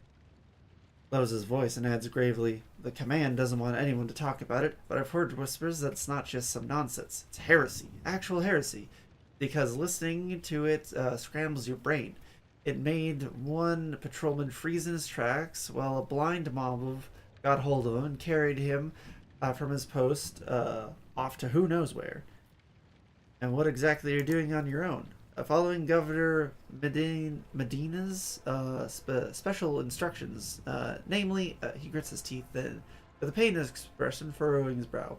Oh, right, it's a secret assignment. Can't talk about it. I'm a rogue trader. Why don't I simply order you to tell me everything? It's well within my rights. A rogue trader? After casting a quick glance over your gear, he nods in understanding. Oh, so you must be from House von Valencia, from House von Valencia's ship. The Starport's auger surveillance station reported that it detected your ship entering the system. Then you heaved to, sent a shuttle to another unidentified ship. Very strange one at that. Then that ship departed. Wait, what? You heaved to... Okay. Jasper pauses for a second, then mumbles, but the Augur surveillance station reports are not to be disclosed to third parties. But you know that already, don't you? Well, alright, if you're a rogue trader, I'll tell you everything. So why did they send you to the starport? I'm supposed to deliver updated Vox codes and, how should I put it, assess the situation. That is a real mess at the moment. The rebels have found their way into the VoxNet and now are eavesdropping. They made proper communications impossible. The hallowed electrodynamic Cinnaborium had sent out a distress call before it went dark. And who even knows what happened to this, what's happening in the system? There's been a riot on Rykad prison planetoid. Urak Station is silent, though the Navigators there have always been a reclusive bunch. I was hoping I'd be lucky enough to run into a pilot or a captain here who might give me an update, but hardly possible right now. The rebels are blasting anything that tries to land on our, out of the sky with their damn cannon. He stops talking a little too abruptly. Okay. Tell me about Iraq 5. Oh, not much to tell. Anyone can tell you about it. That transport belongs to the Navis Nobilite themselves. Emperor knows what they do up there, or who even lies there. They scorn ordinary folks. The only person... Oh, lives there. Lies there. Jesus. They scorn ordinary folk. The only person they're willing to grace with an audience is esteemed Evian Winterscale. Or Evane Winterscale. I don't know how to say that name. It doesn't sound like he is contemplating. Oh, sorry. It's beginning to sound like he is, complaining. This place is creepy. They say, that place is creepy. They say they order shuttles with servants from Rykad Mornoris on a regular basis. I guess they're too important up there to change, filters and clean compartments themselves, huh? Except, I've never met anyone who's served there. It's like no one ever comes back. Your brothers and sisters lived and died for a great cause, serving the Navigator House and therefore all the Imperium. It is a high honor, one that few could bear. Only now does Jasper notice Cassia, and his eyes go wide with fear. He opens and closes his mouth a few times, helplessly, like a fish, unable to utter a sound. Instead, he nods nervously. There's something else you're hiding from me, isn't there? More classified secrets. Jasper looks away. It's nothing classified, just personal. There's another reason I'm here. My betrothed is missing. Raquel, Vikira. The esteemed, Evane, I'll just say Evane, Winterscale's personal pilot. When the riot reports came from Rykad, Lord Evane headed there personally. Then this rebellion started down here, and we lost communication. No one knows how they're doing up there. You know what I'm afraid of? That they'll come back and those rebel scumbags will shoot them out of the sky. I wanted to find a place that's high up, set up a Voxcaster there, and send them a transmission. The sky is closed off. Don't try to land, but it didn't make it in time. Blind dogs chased after me, and I was running, tripped, and broke the caster. His head sadly. I worry for her. She's an excellent pilot, but still I worry. The other shakes his head disapprovingly, but his eyes are understanding. That is why all members of the Void Ship share the same employment. No matter how devoted a servant of the Emperor is to their duty, there's always the danger that family ties might disrupt regulations and order. Worry not, for Raquel's alive. I met her on Rykadia Prime. Did I say Prime? Rykadia Philia. Really? That's marvelous. May the Emperor protect you for 1,000 years and then 1,000 more to bring me such good news. He beams in elation. I'll name my firstborn after you, I swear. In fact, I'll name all my children after you. Okay, alright. Okay, calm down. Who is Evane Winterscale? The esteemed and honorable scion of blessed rogue trader Pelagoas Winterscale, master of the Rykad System. At the behest of his illustrious father, or grandfather, or uncle, well, his illustrious relative, Lord Evane has taken up residence on Rykad Minoris. Jasper's face betrays a fierce inner struggle before he blurts out, "You know what I think? I find it curious that the blessed Caligois didn't make him the ruler of our world. Lord Yvain is his blood, but the governor who rules us? But it's the governor who rules us. Then why do you think they was sent there? I think he's been exiled." "You think the governor can handle the rebellion?" Jasper mumbles evasively. Obviously, I'm not sure. I'm not some pessimist to say otherwise. I won't tell anyone." "You really won't? Well, then, if you ask me, things are pretty rotten." His words come flying at a rate of stubber fire. "Those rebels are strange. They won't easily quell we would have easily quelled a normal riot, but there's some. We're not some commoners. We're Rykadians, the naval elite of House Winterscale. But those people, they're vicious. They know no fear.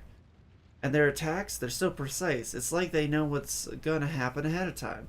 The command executed 7 officers on suspicion of espionage, but it's not about spying. They say the leader of the rebellious is some two-faced Aurora who can see into the future. Now she's the real danger." Deer scoffs and rubs her hands together in excitement. "You can see into the future, is that right? We'll see about that. She's up against the wrong psyker. My breezy whispers may be vague, but they've not failed me once. I can tell you without asking my ethereal friends that the future does not look too bright now that the Lord Captain is involved." Brutally maim him? Jesus. "I'm looking for an interrogator of the Inquisition who may have arrived on this planet. Have you heard of anyone matching that description?" Professor's face quickly turns gray as he says, "I have, but I don't know where he is now. I'm sorry, but I don't like discussing the affairs of the Inquisition." Well, I have no more questions. "It's been my pleasure to be of service to you, my lady. It's been nice to chat to someone normal." He glances warily at the body of the nearest blinded lunatic. "I must take my leave." You're right. We shouldn't stay here or we might run into rebels. I'll go find a safe place to watch those guys for any landing shuttles. May the Emperor protect you, my lady." Alright. All of that to say... did all of that for the lores. More rebels! Habajah! Do I want to be there? No, I don't want to be there. I want to be here. We'll plop you here. See how many folks you can melt from here. Blasting folks from here. Sniping folks from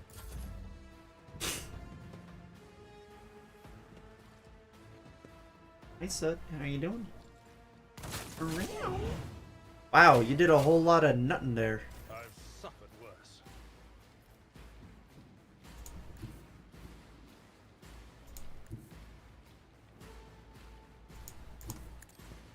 There we go. Meow. I'll do it. As the Blast 'em. 1 down. 2 down. I was hoping to get all 4. It's okay. Oh, hey, honey. And then we'll run and gun. Back into cover. Move through me. Be the fire in my Oh, heart. Soot, you are right in the way, honey. I'll do it. No, don't play with the Kleenex, please. There we go.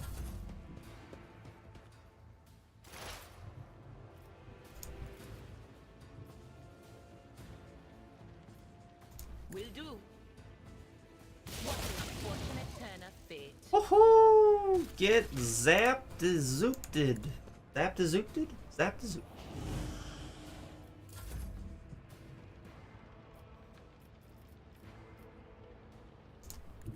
I'm gonna go I've seen here. worse battles than this in my time. I will do my Strike duty. both of these guys. I took care of this one. Then we're gonna charge this Your guy. beck and call. Ah, that would have been badass. Brace for impact.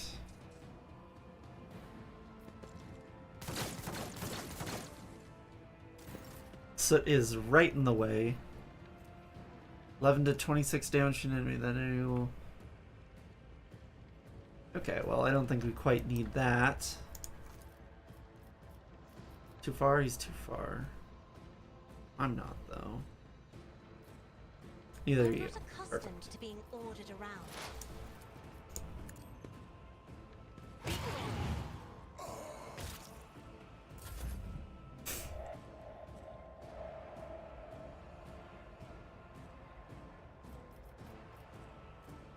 Yeah, let's see if we can't pull this off.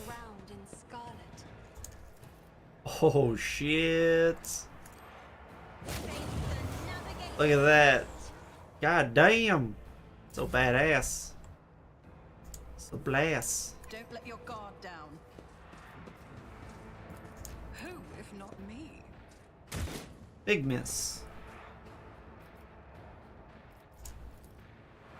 I'll make it happen. Indeed.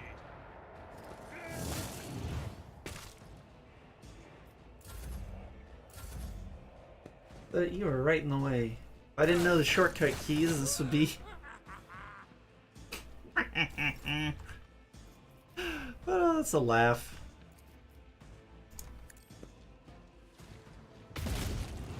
Woohoo!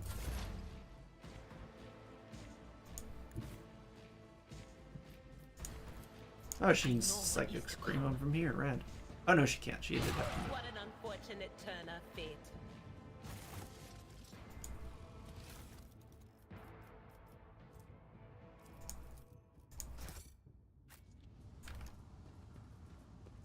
Do you see that? The whispers told me a secret.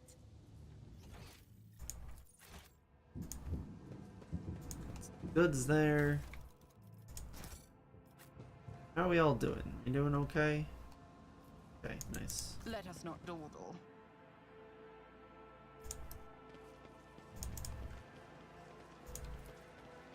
That's how it's done. Ooh.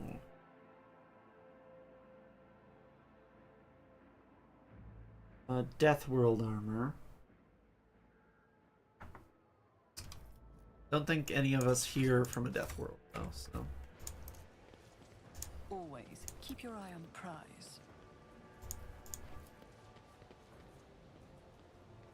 No said.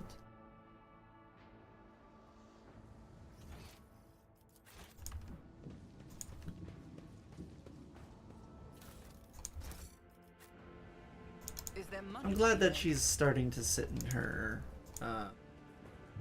cat tree a little bit more. Did you take that bottle cap all the way over there, hon? Adorable. Never doubt me. You got it, babes. Duty prevails. Alright, let's level up real quick.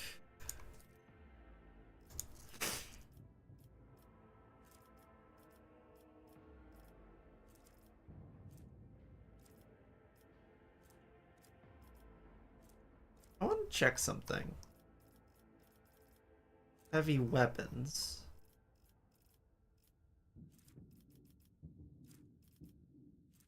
All range weapons deal physical damage. Power armor proficiency requires strength of 20 or 45. Damn, I don't want to do that. Grenadier could also be fun.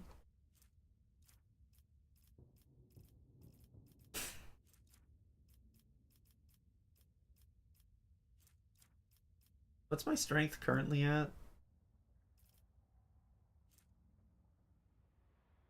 30.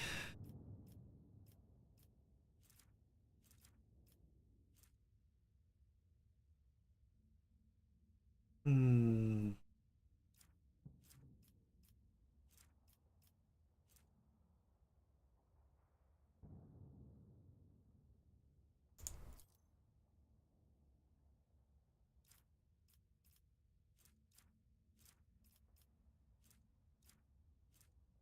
Gosh dang. Nimble is good.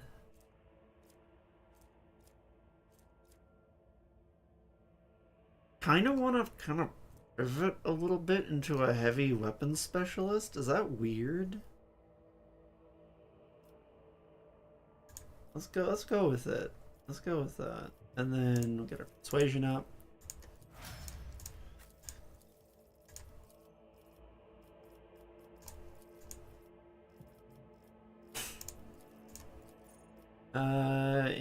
Enrage is good.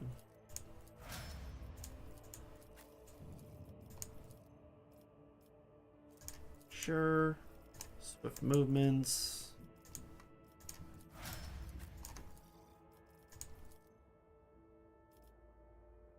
Ah.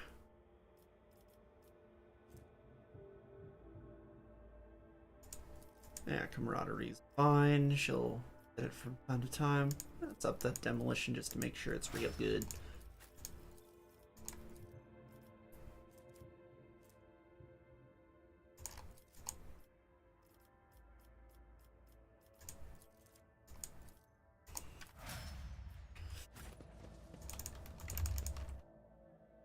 Ah, yes, here we go.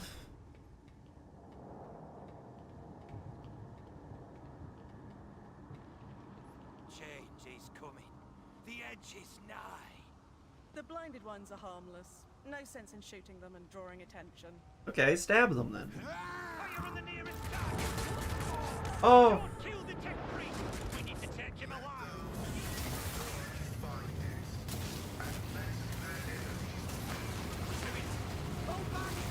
He's exploding shit! Oh my god. That guy literally got squished. How you doing, buddy? May knowledge be thy fate. Let the cycle be discontinued. May thy knowledge be thy fate.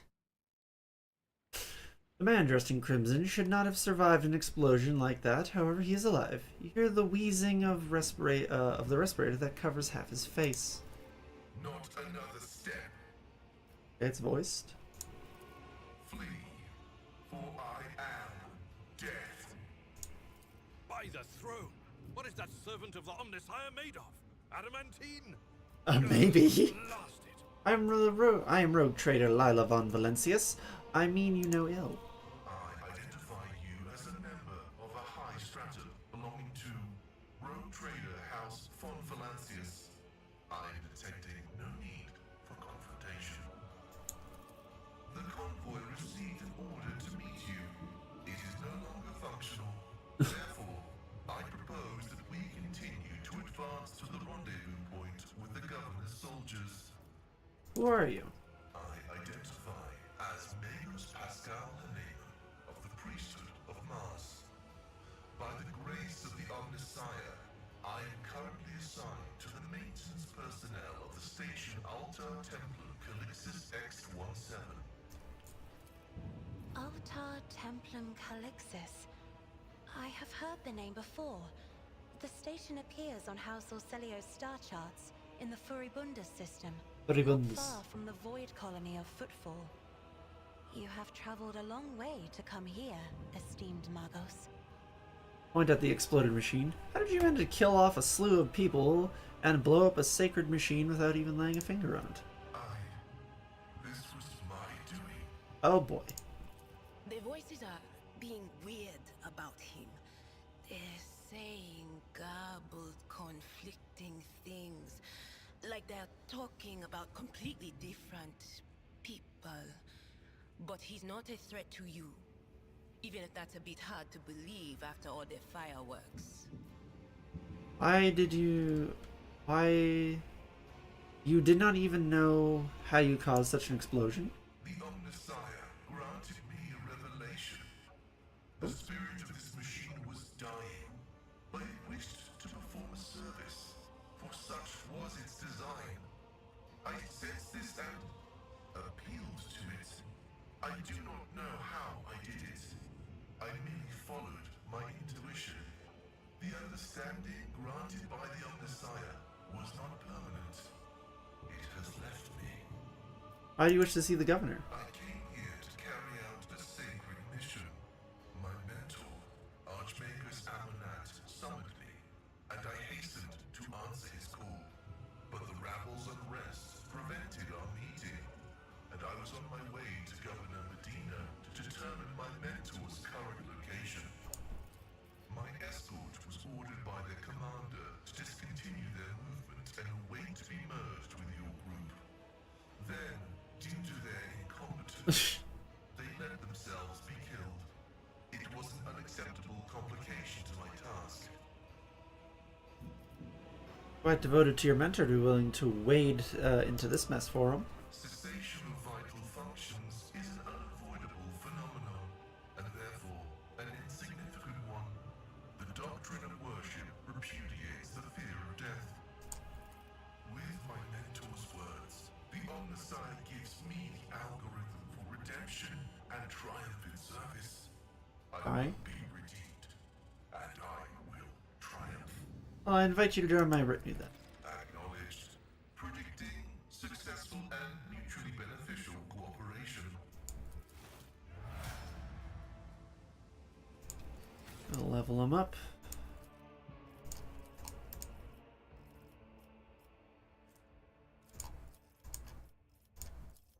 Yeah, sure.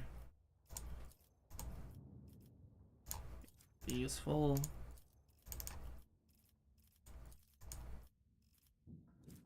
And combat master. No. I always keep my options open.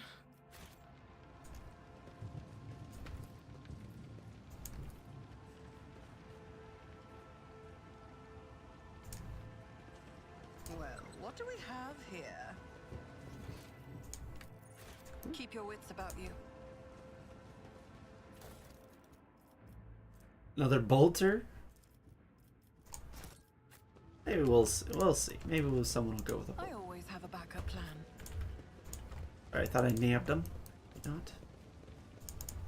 Some goods over What a there. peculiar thing.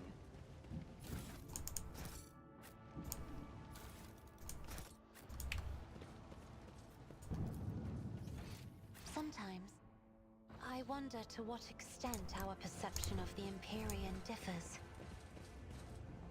Dust. Ugh. I'm glad that I never have to look at it. No offense, Cass, but I'll do just fine without an eyeball in the middle of my forehead.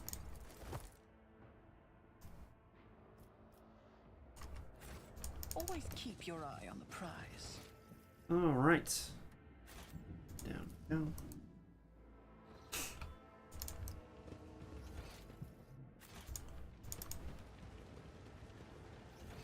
Sure, we explore this area thoroughly. Open.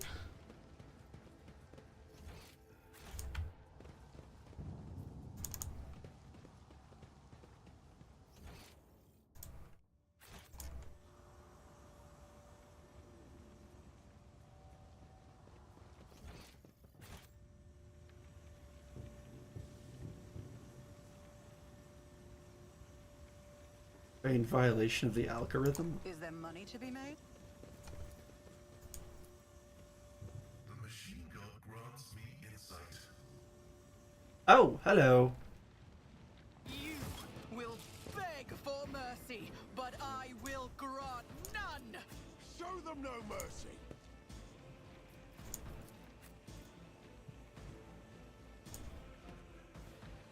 Oh, the turrets are going first. Those will hurt if we get in front of them. We'll be okay here, though.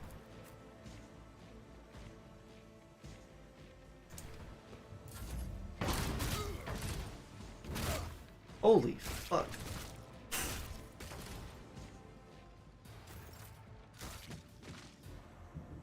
Cool.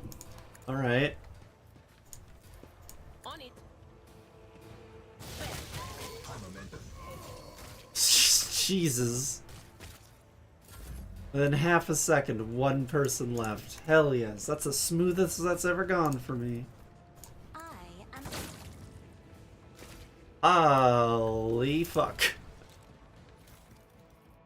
That's woof. No mercy. Not dawdle. Someone here should be called Percy, my lord.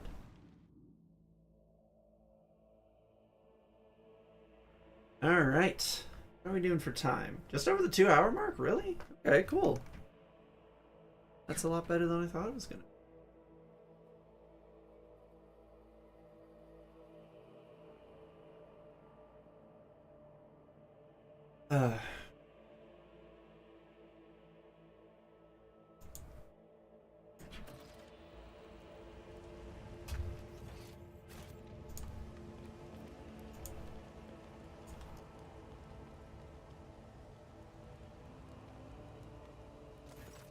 A young man in a planetary uniform guard salutes you. Your ladyship, Private Camille Regus, ready to escort you to the command center for your meeting with the governor. Ready to say that the convoy sent to meet up with you is ambushed and took critical losses in heavy fighting against the rebels. In other words, I'm the only survivor. However, the rebel forces were destroyed as well. We can set out to the command center. The success to failure ratio of combat objectives completions for this world's military speak to its subpar efficiency. I will advise the local ruler to seek my fraternity's aid in upgrading their troops to servitor maniples? Maniples. Uniform looks a little odd on you, soldier, as if it belongs to someone else.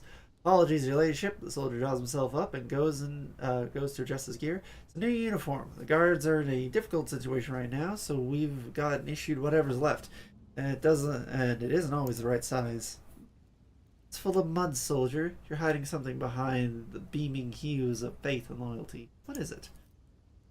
The soldier gulps nervously under the stern gaze of Cassia's ruby eyes. Oh, fear, I guess. In times like these, if you give in to weakness, you're done for. And I'm not done with life just yet. She winces and glances at you, then shakes her head. How did you make it out alive if your entire convoy perished? The Emperor protected me, the soldier replies with confidence. I didn't run, your ladyship, if that's what you're thinking. I was by my commander's side until the very end. I shot the last rebel from the gang that attacked us. Alas, the captain succumbed to his wounds, and the others were already dead. The Emperor rests their souls. Winces and glances at you, shaking her head. So she thinks he's lying. Most people here think he's lying. What can you tell me about the insurgency? The ungrateful rabble rose in rebellion against the planet's lawful governor and his lordship, Caligos Winterscale, our ruler by the will of the Emperor. They're all heretics, devising the most terrible deaths. Order will be restored. The guilty will be punished. Enough talk. Let's go to the command center. Yes, your ladyship. We have to take this avenue. It leads from the spaceport right to the command center. It's a short walk. Always keep your eye on the prize.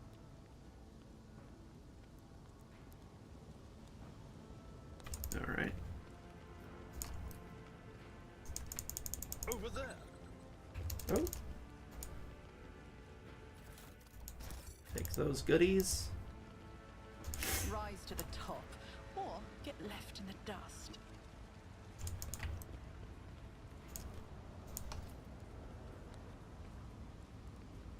My success is an irrefutable certainty. I always have a backup plan.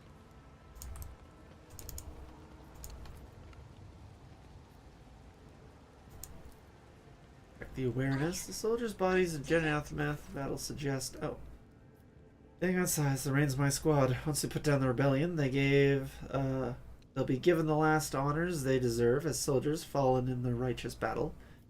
The battlefield looks highly suspicious. Half of your comrades never even had the chance to draw their weapons, and the direction of the shots is, well, the attackers knew exactly what path the group would be taking, and how large it would be.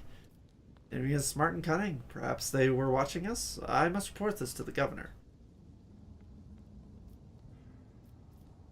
Aim your weapon at the privates. Too many parts of the story don't add up. You know, and if you're the traitor.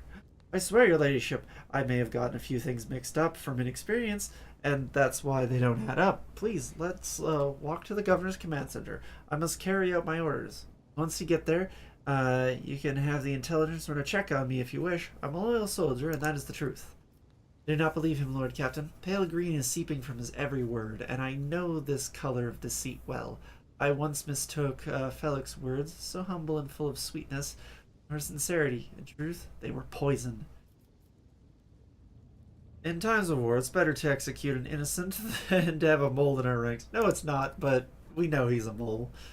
Blast you, scum. Aurora will get you all the same. Aurora and the final dawn.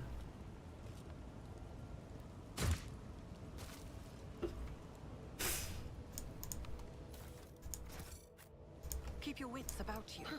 Oh shit, that was close. Damn it. Look no further. Abelard, if you would. I won't forget this.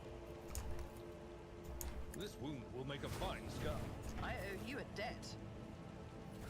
Speaking of, let's go ahead and outfit everybody with some grenades. And other consumables.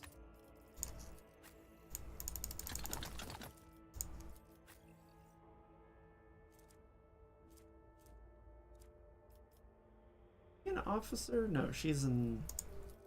I think.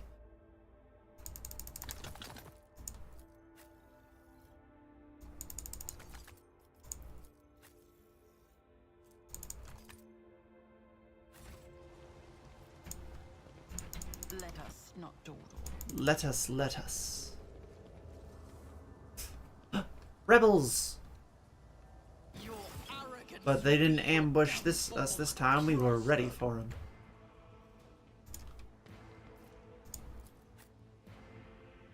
Where do I want to plop my butt? There we go.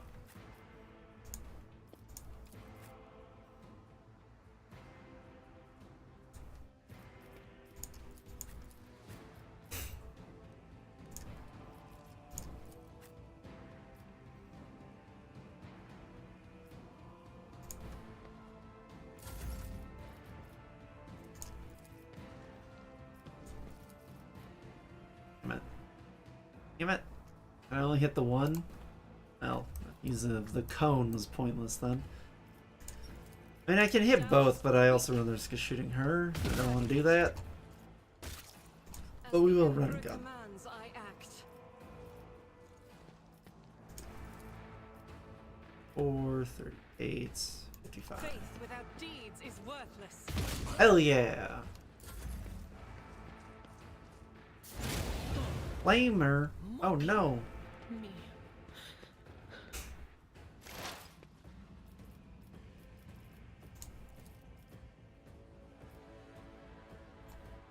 Let's go hitting all of them.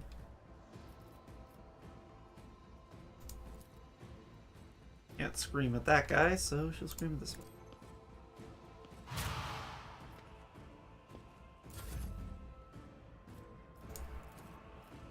If I may, another foe painted black.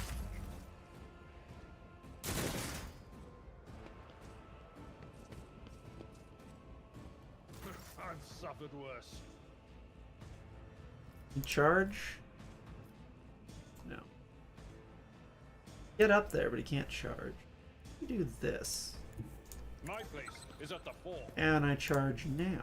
I can. Will be done. One fewer tongue. Hell yeah. Victory is imminent. Ah, that would have been dope. It will be done. We'll brace for impact.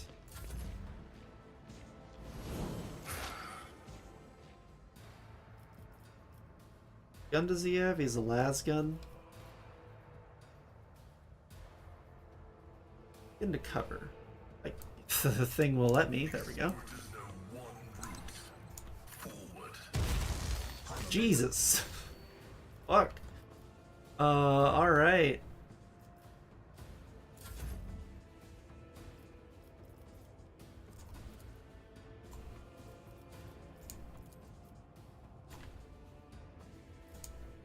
There we go. Let's make some Get some in opportunities. range. I'll see See to it personally. Fuck.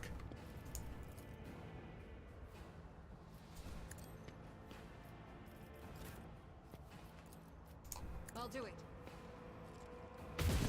Eh, I wasn't hopeful. Oops, forgot to. Oh well. Oh, 1 second, everyone.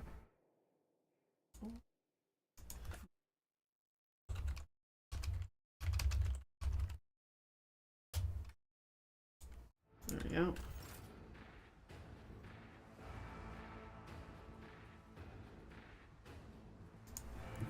I will bathe this battlefield in righteous fury. Okay. As the Emperor commands, That- I act. Doubt is for the weak. Strike is a prayer. I was really hoping one would hit him, but oh well.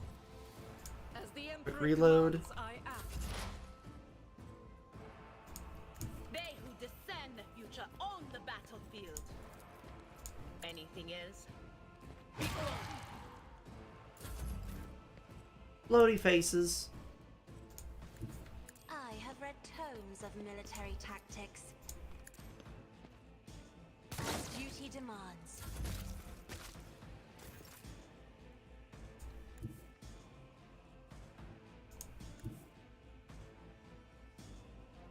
Tried and tested tactics are the best ones. Indeed. Reduced to dust. Oh damn. Martyrdom is the reward. As the tactical imperative dictates.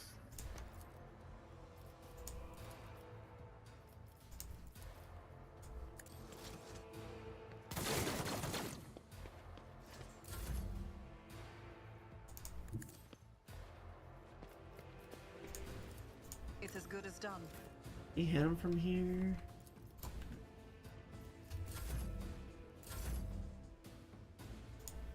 From here though, she Rejoice can. in battle. Let's go. None can escape Hey, the let's Emperor's justice. go. Always keep your eye on the prize. Didn't mean to trip that, but we'll take it. Hand flamer.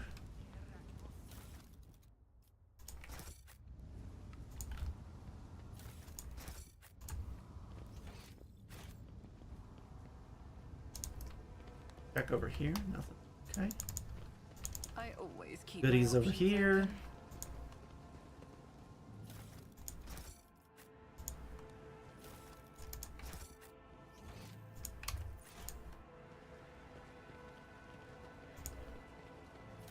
Tummy just grumbled. That carbine is actually pretty good.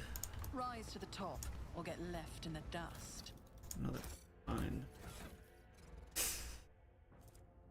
Let's see. Does more demolish. It's kind of more along the vibes I want to go with, so. Anything else in the... Something over I here. always have a backup plan.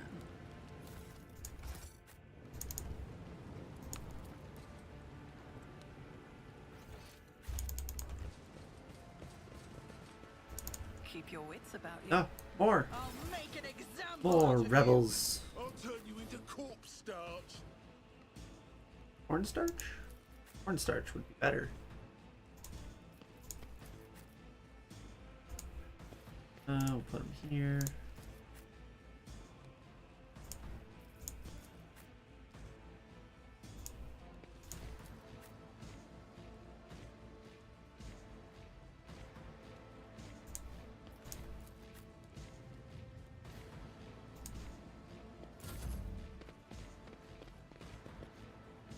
I've faced worse than this. How dare you smack me around? Oh, what the hell? Could be fun. Was that you? My prescience has failed me. Not this Scryer's job. Can I fall back now? You might go down. We'll find out.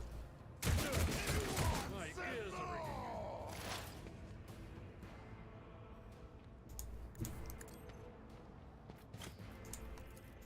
Request approval function successfully Woohoo! terminated.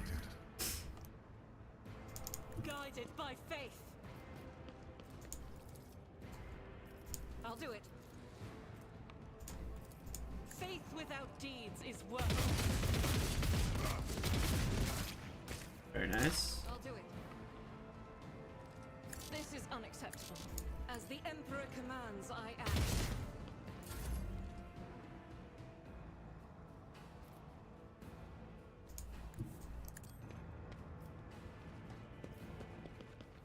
Me? If you insist, you try to die with grace, at least.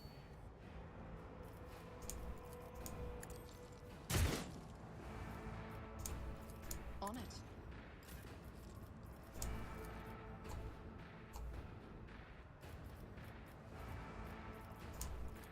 It will be done.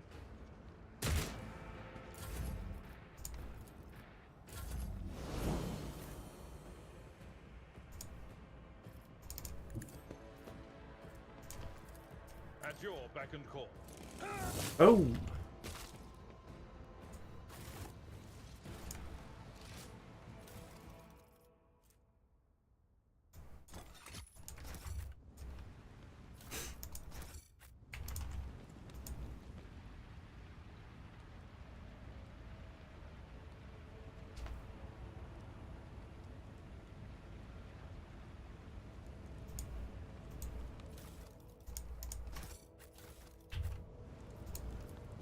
Clear path to the goods.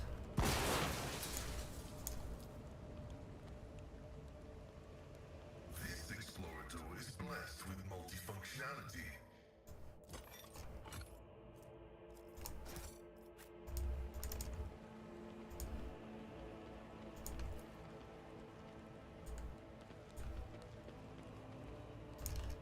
Alright, we're gonna go down below on the return visit. Second.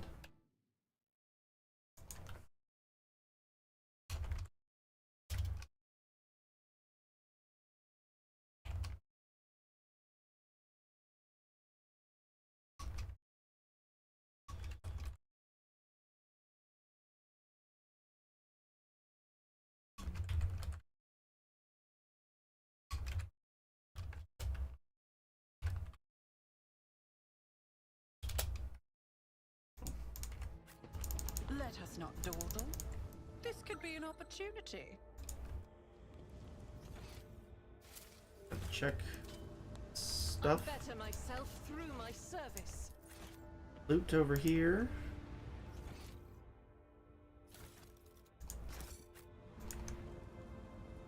Rise to the top, or get left in the dust.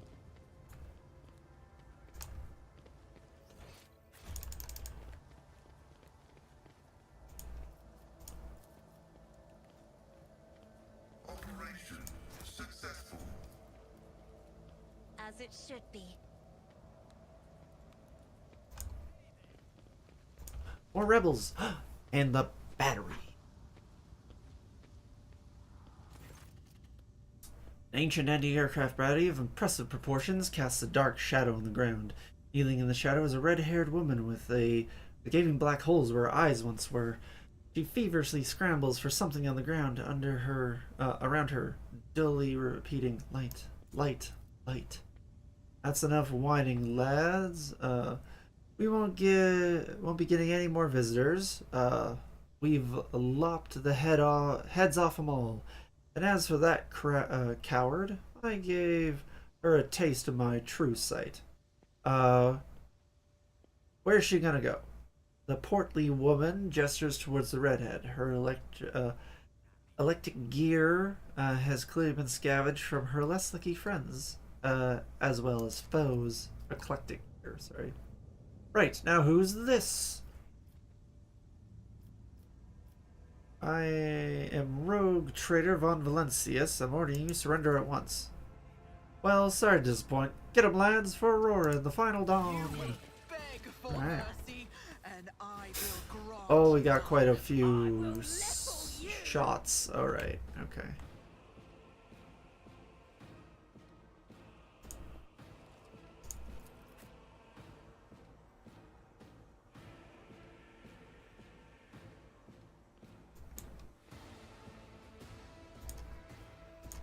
Go.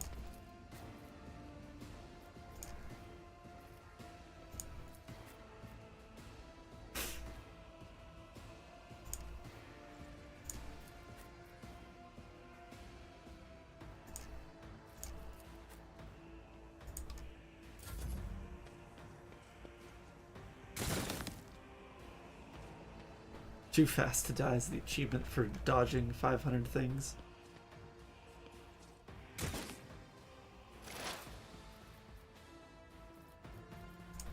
Will this hit? Okay.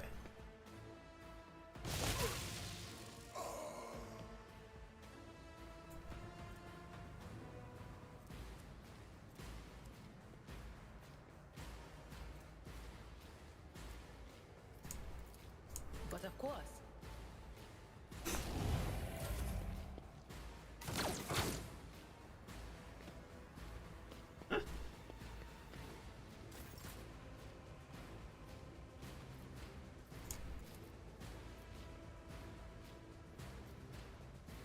I will do my duty. One fewer target. Indeed. Here. Embrace for Victory is impact. imminent.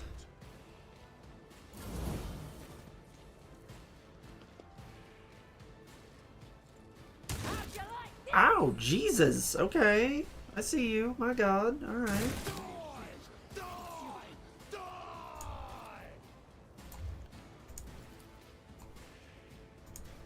I don't need luck. I have strategy. I'll make it happen. That strategy is a fucking frag grenade. Excuse me? How did that not hit? That's annoying. All right. Anything else?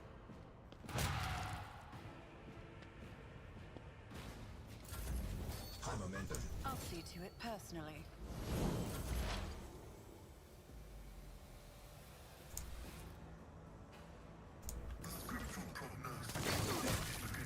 Oh, triple kill. Let's go. Skell ain't holding anything back. Alright, that's the sniper we're gonna have a bit of a sniper battle with.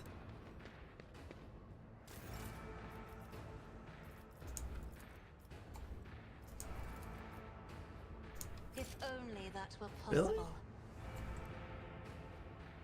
Okay. Where you can move to get that shot.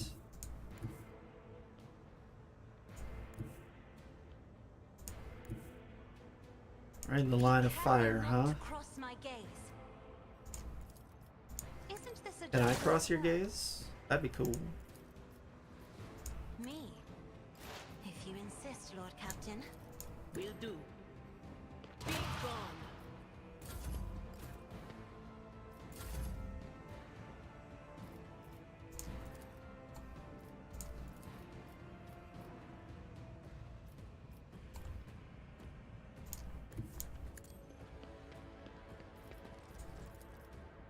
I refuse. Oh, so it's just this one? Doubt is for the weak. Big miss.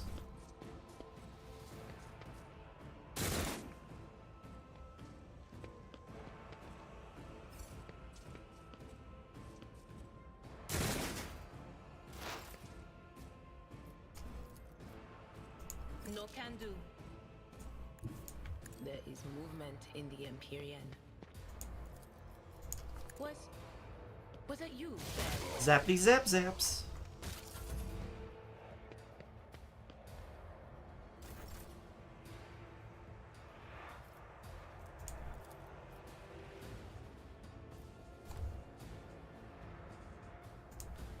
A tactically sound approach.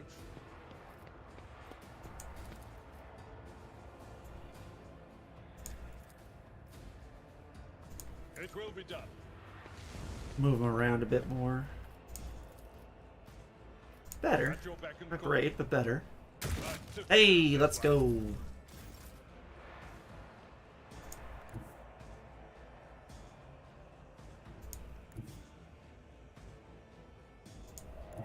I am ready for whatever comes.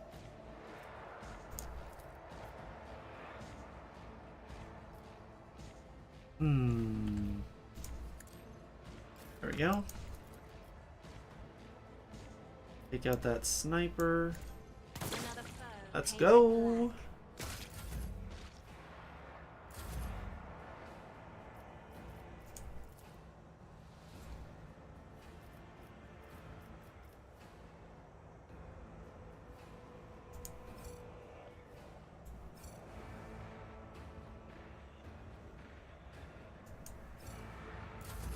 Whatever.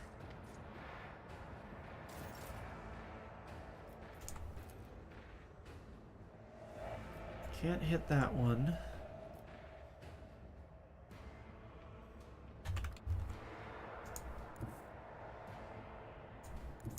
Emperor, give me strength. Got some more. Isn't this a job? Adam. Oops.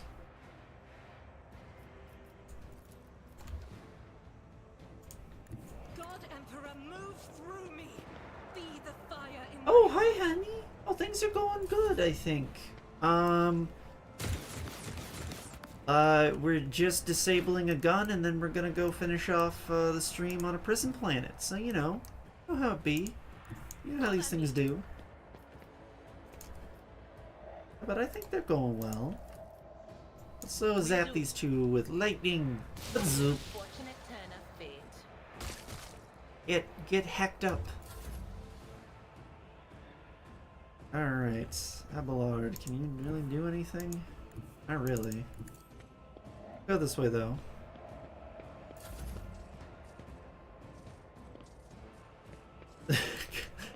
They might want to work on the ladder animations. All I'll say about that. Taking calculated risk is my second nature.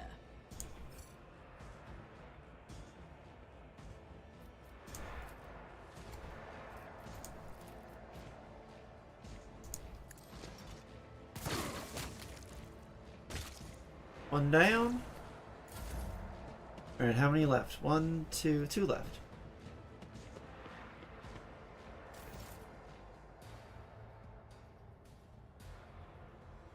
Yeah, probably.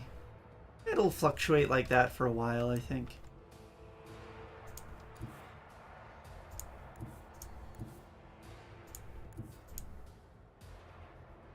Okay, so there's one there. Where's the other one? One there. One there.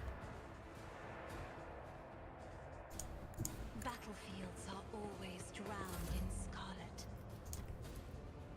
Yeah, that'll happen when there's blood everywhere.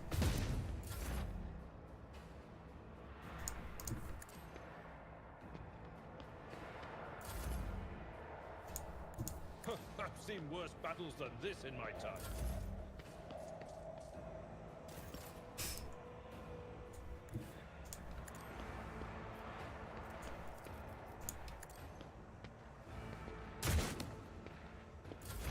Big ol' miss. Big ol' miss. No, please charge me with melee weapons. It's definitely going to be very useful. There we go.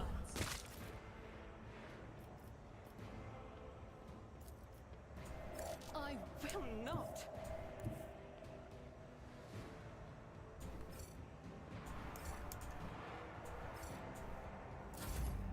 Weird.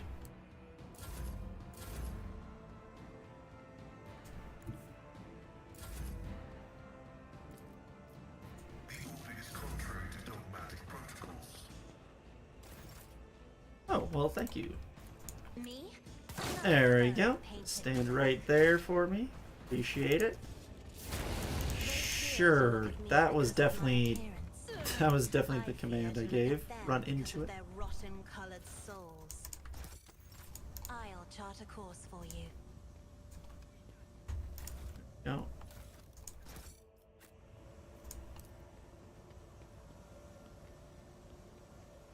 The fuck? Where are you going? Oh, you're going way down there. Suspect has detected something.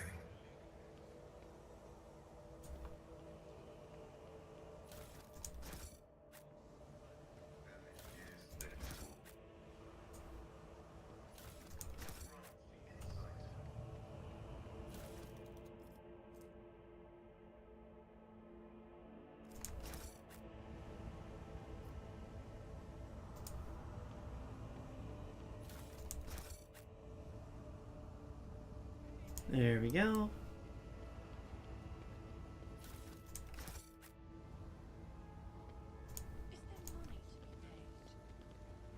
Is there money to be paid? Do you see that?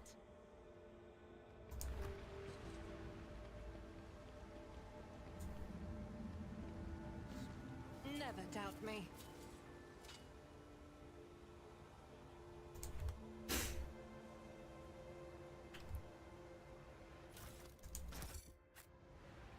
Skill, could you get that for me?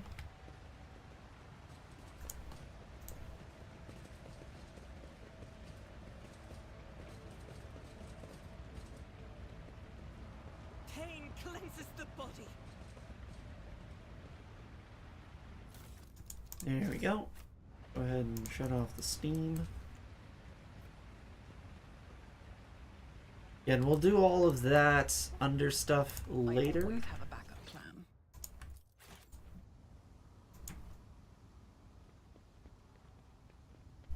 Right now we just want to deal with the gun and then head back to the prison planet.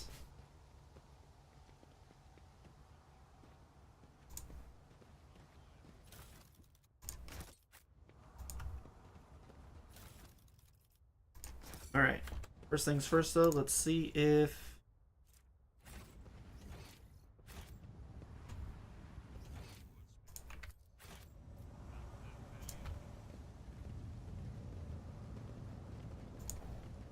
that we finish looting the area.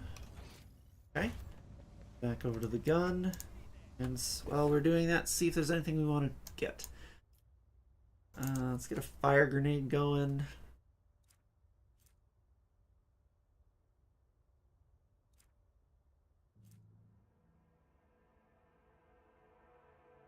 It's good.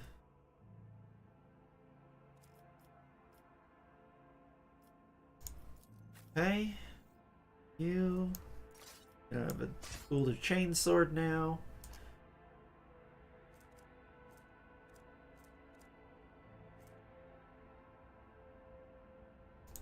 I think that's better armor. That's definitely better armor. Add to cargo. Add to cargo. Add to.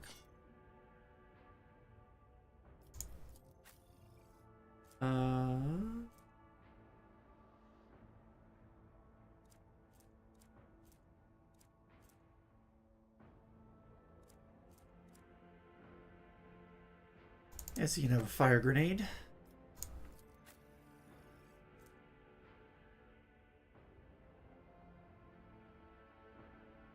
Unfading Valor is not as good.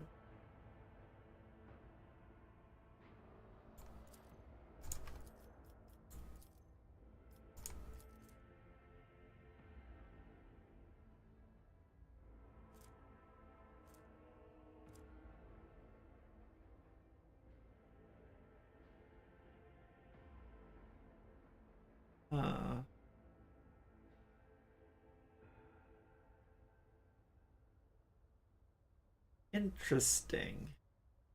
That's the question. Do we keep it because it's got a unique name? I think I'm going to, actually, weirdly enough.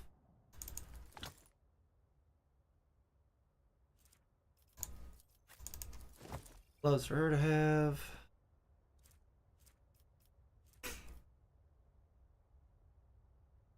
Right. Better than his last gun? It is. Alright. Add to cargo. To cargo. Cargo. Forgot to check the sniper. Her las gun does better.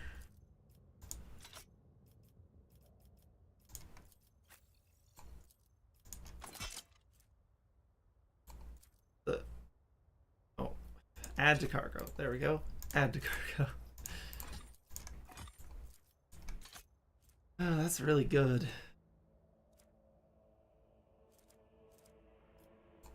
We'll add it to cargo. There we go.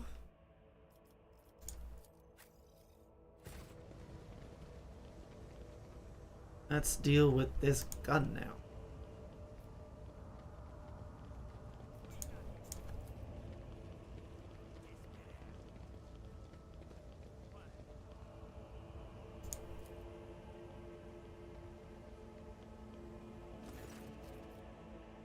The anti-aircraft battery control panel has a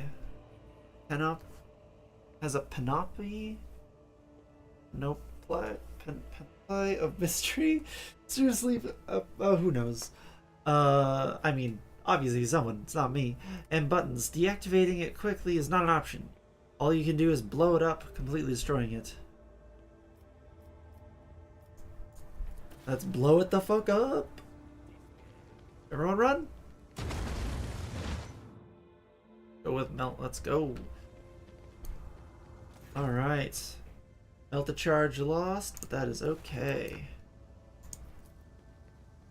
Alright, and with that, let's head back to the prison planet.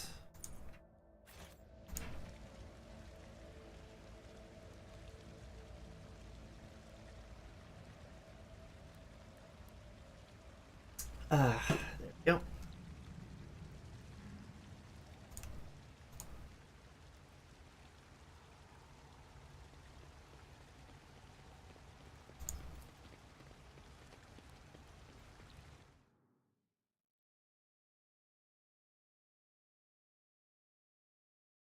Almost.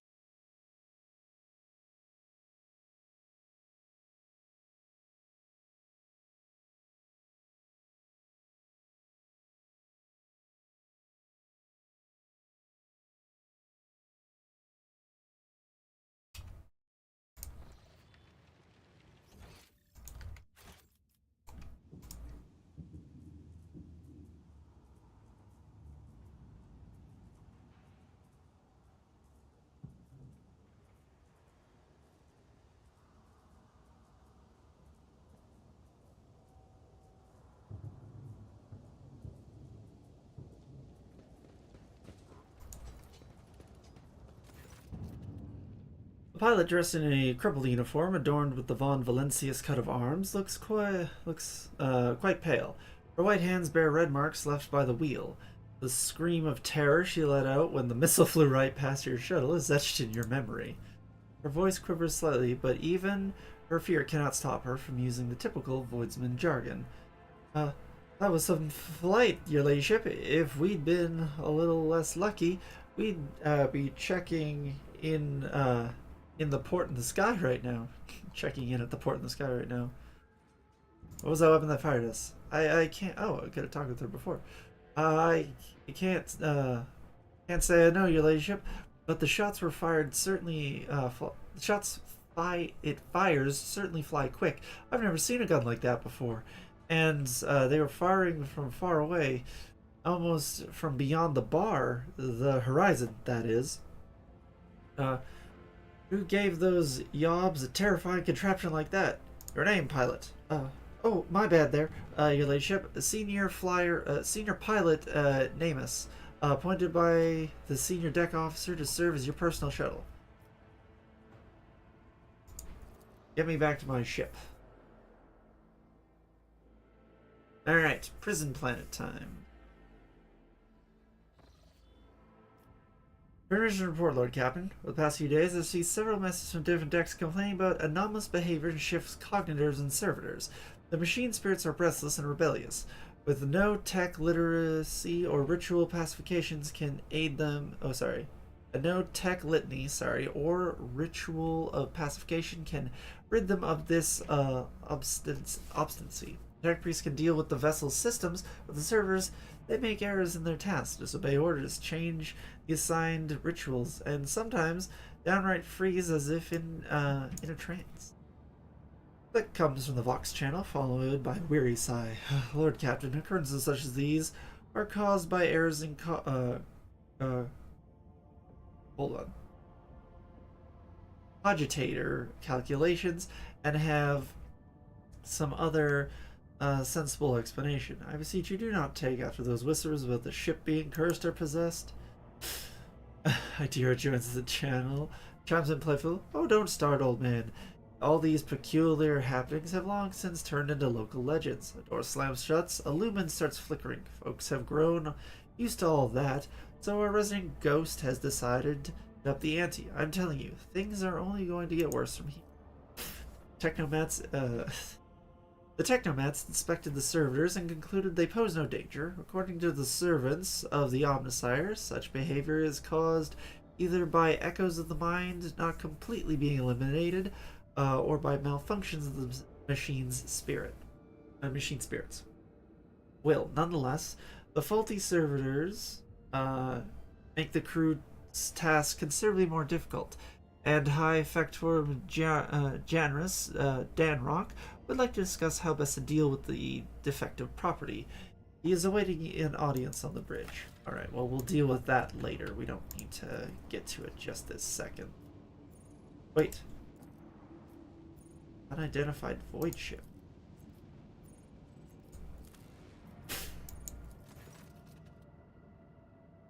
August noticed a large object among the lifeless rock covering the planet. A void ship, whose signature and origin are impossible to identify from orbit. It's resting at the edge of a deep ravine. The hull of the unidentified vessel is severely damaged. Rocks around it shattered by force from a gigantic machine. Machines crash landing. My lord. The augurs haven't detected any vital signs aboard or near the vessel. Send a squad to the planet and explore the void ship.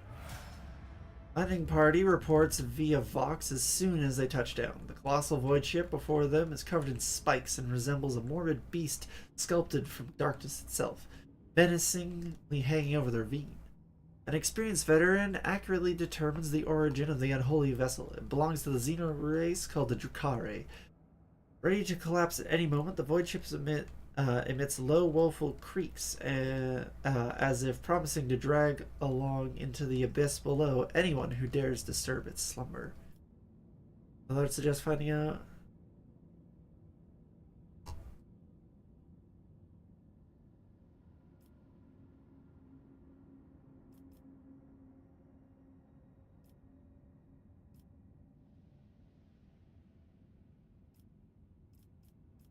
I'm also just finding out what Xenoses are doing in the Rykad system.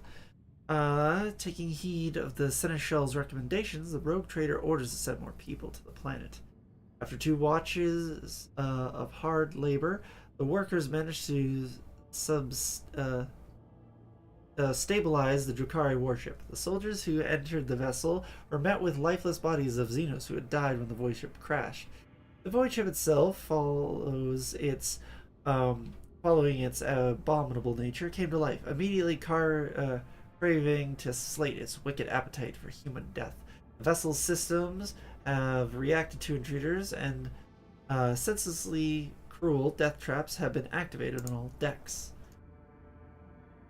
Monstrous contraptions designed to mince, rip apart, and incinerate their victims took the soldiers by surprise, but were neutralized before the squad suffered significant losses. The soldiers found several curious pieces of xenotech on the sinister void ship, but no data that could shed light on why they came to the Rykad system. I get a bunch of needles, scatter shirts, a interesting looking cannon, and a bunch of experience. Alright. Now, to the prison planet.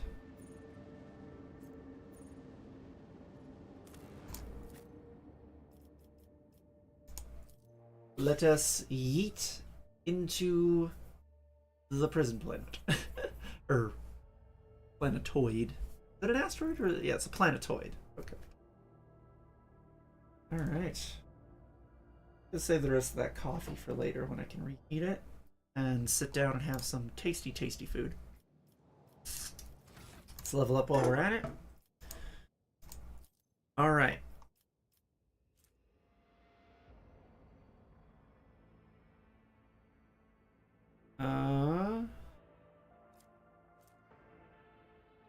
Three times officer's belt bonus to sound of combat. Sounds good to me.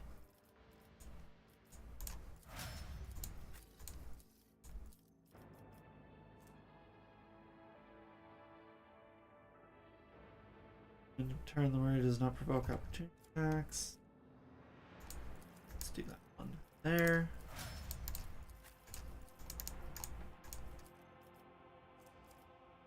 Until the operator's next turn, the target cannot move. Okay.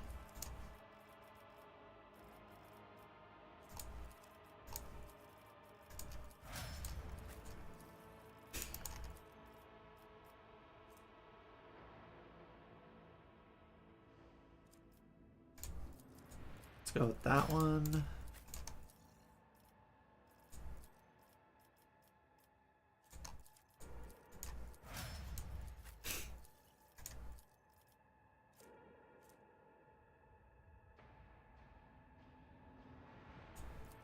Nice. There we are. Always keep your eye. Let's see if she has any new dialogue now that we found her fiance. Is this partisan riot connected to the planetary rebellion? Oh, sorry, did she say something? Oh, your ladyship. It seems more likely that Warden Castigelia learned about the rebellion on Rykad Minoris and decided to use the situation to his advantage. Can't say for certain. Perhaps no one can. Governor Medina has always preferred to shoot rebels rather than inquire about their motives and connection. Alright, let's head on out. The Emperor favors me today. Rise to the top, or get left in the dust. Alright. Let's barracks it up. See what's going on in here. You are outdated and suboptimal. Well, fabulous. Suffer deterioration and Okay. requires modification. Funnily enough, I've grown rather attached to the old thing. Have patience. Someone will shoot me any minute now, and then you'll have your chance to upgrade me.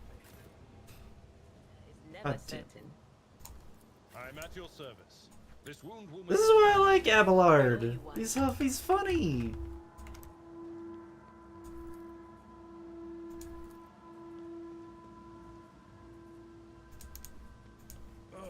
This When the faithful master-crafted are patella idle, augment is not heresy fit for a grows. servitor. I better myself through my service. I could upgrade you. You know what? I kind of like my body. Don't worry, I'll get shot soon enough, and then you can upgrade me. Ooh, what's this? Info. Prison Diary of Eta Shan Part 1. Oh boy, okay. Rock shit. Why me? Why? I missed my tithe payment 12 years ago. 12 years! The inspector's writ got lost somewhere in the bowels of Planetary Administratum and was lying there this whole time. But they made sure to remember to tack on the fines every month. By the time they found the blasted paper and finally informed me, the total sum was so obscene it would take me 3 generations of my descendants, if I had any, to pay it off. My fate is sealed. Trial, sentence, prison, all because of some daft rotter who shoved my paper in the wrong box. That's some bullshit, we'll agree. To be fair, I think I got off pretty easy. My bed in the barracks is about as hard as a slab of rockcrete. I've got it at home. Okay. Working in the quarry isn't much tougher than my old job, and the rules, well, void take me. That old sod that governs Rykad Minoris is a bloody sadist by comparison. Huh. It's a strange old place. I haven't been beaten once yet. The guards bark orders all the time, but they never hit us. They also got this kind of inner circle of special chosen prisoners. The the optimatum, they call it. I think I said that right? Probably not. If you can get in, Emperor's my witness, you get an actual day off. They let you out of your cell and into the yard by the big barracks. And I tell you what, they let you rest there and feed you better than whatever swill they're giving us in the canteen. They told me it's to improve our motivation and all that, to foster a stronger desire to reform and become a worthy servant of the Imperium once more. But I know what it's but I know it's for but I know it for what it is. The club for the warden's favorites. Same story everywhere else. Suck up the people in power and you get swanky perks. Oh my god, this keeps going. Okay, here we go. They say the whole thing was the warden's idea. Funny man, our warden. He looks more noble than nobility itself. Tall, groomed, teeth even, eyes burning, boots so polished you can see yourself when you move to lick him. But the nutter doesn't much want people licking his boots. He walks around looking like he's deep in thought, all right, and only a couple of guards at his side, and he sometimes, if you can believe it, talks to the prisoners. What's your name? He'll ask them, all quiet like. Why were you condemned? Do you feel remorse? Do you ever, oh, sorry. He never even yells at no one. Even never orders to have him flogged. Instead, he doles out rewards out to the special ones. Keeps telling us things like how we should strive to make society believe in us again. So he's a weirdo for being good? Treating people like humans? Strange. Whatever you say, Master Warden. Starting tomorrow, I'll be trying to join these optimates of yours. I'm stuck in here till the day I die, and that means no return to society for me, but with the Emperor's help, I might just join the ranks of the local elite. Alright. Interesting.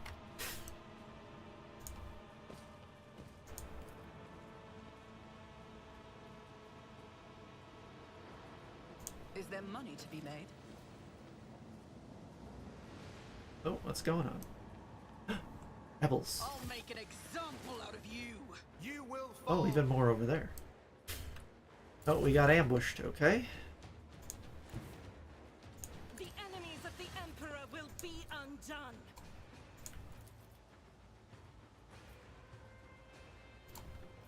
As the Emperor commands, I act. Faith without deeds is worth eradicating. Oh, that's a triple kill. I'll do it. Rejoice in battle! As the Emperor commands, I act. Big miss. That makes my job a little easier. A nimble prisoner, you say?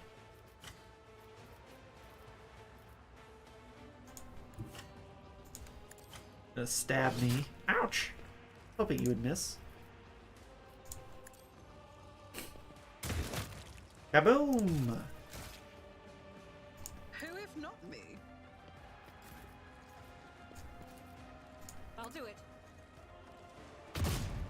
Apparently this one's hard to hit. Oops, should have braced for impact. Oh well. My faith shields me.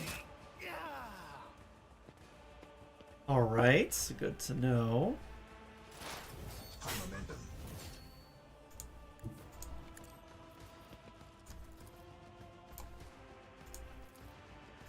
Running binary functions successfully terminated.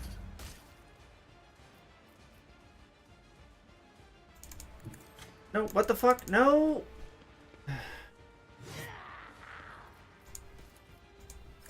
system. God damn it. Okay, misclick. New attack. Oh, there we go. That took that one out at least. This nimble prisoner is being a bit of a dick, I'm not gonna lie. There we go.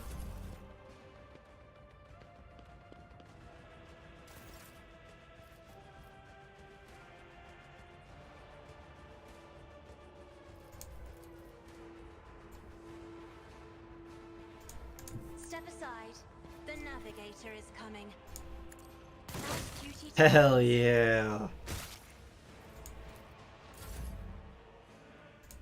I will bathe this battlefield in righteous fury.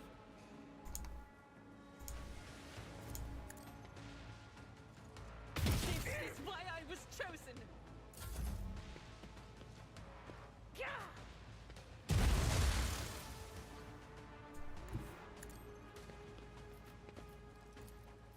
It's as good as done. Another enemy There it down. is.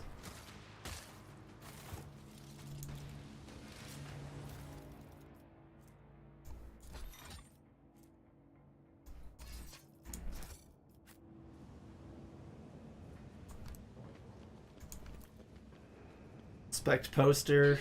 The premonition runs true. Examine the wall behind it. God damn it. We got Shawshanked.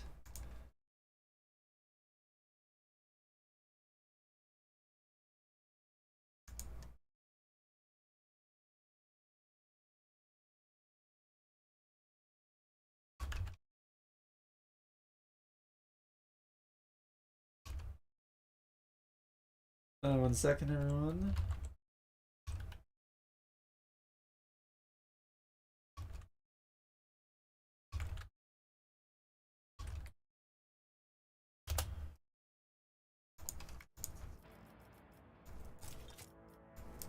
Prisoner Shank.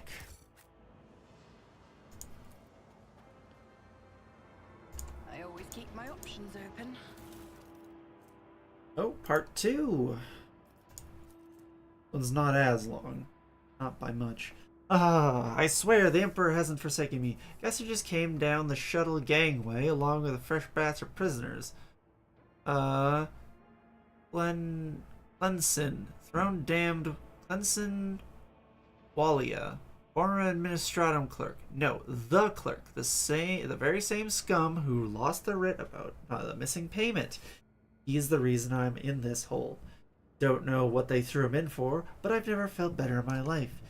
He's not just behind the same bars as me, he's fresh meat, and I'm a venerable optimate respected by everyone in the colony. The warden just came up with a new improvement. From now on, anyone who underperforms, misbehaves, or causes trouble in any way is to be punished by the community, specifically by the local best and brightest. Yours truly, the Optimates. Optimates. The last two sods who failed to meet the quota were stripped naked, whipped, and thrown into cages in the big barracks. Okay. That's where they have to eat, sleep, and shit now, with everyone watching. I thought to myself then, that isn't right. They've taken these punishments too far, but now, just you wait, you piece of grog shit. I'll get you for something, and those cages are calling your name. Okay, alright. Definitely not messed up. These are the cages, presumably.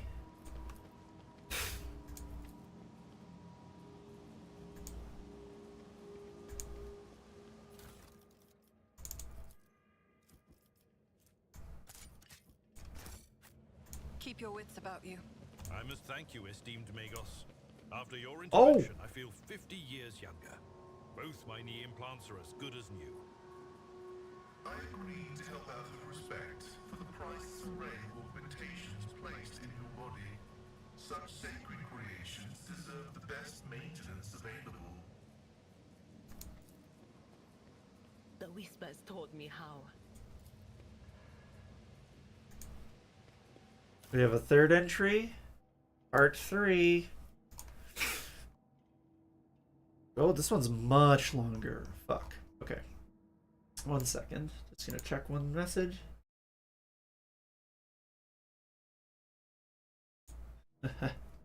I'm scared. I should have known all that charity from the warden was gonna bring nothing but trouble. No noble, no matter how barmy, would pull anything of the sort, but that man. Okay. It started with little things. The warden would come by to talk, as he did, except he used to ask us questions before. Now he's mostly gushing sermons, some gibberish about the path to uh, purgation, the sanctity of sacrifice, seeing with blinded eyes. I listened and nodded. Yes, Master Warden. Of course, Master Warden.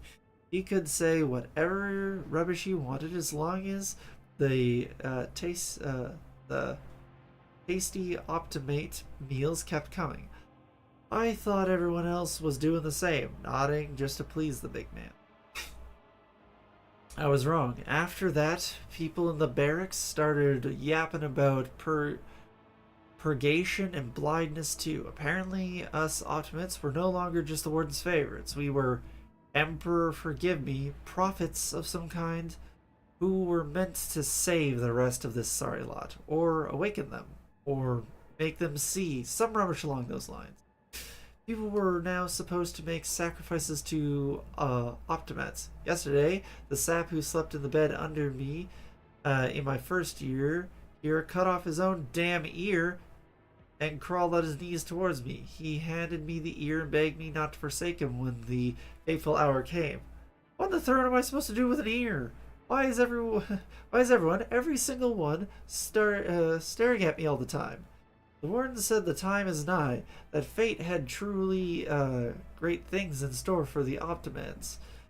I went to look how my good friend Kelson was doing. He hasn't spoken for 3 months, ever since I had all his teeth ripped out. Oh my god!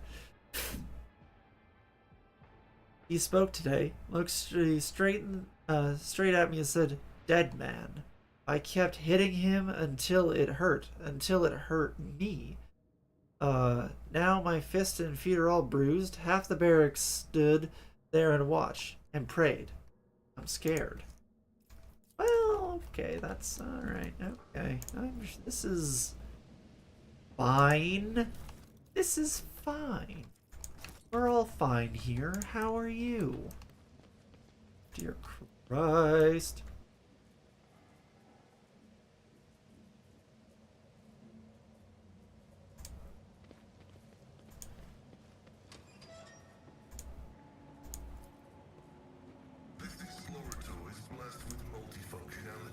Oh, peeps! Brother, the dawn is nigh. The Optimat will guide us into a new existence. Okay? Yes, dear brethren, have a taste of my steel. Oh no, we've longed for this, my dear brethren. Now with that, 3 of them stab another 3. Prisoner, thank the throne, normal-looking faces.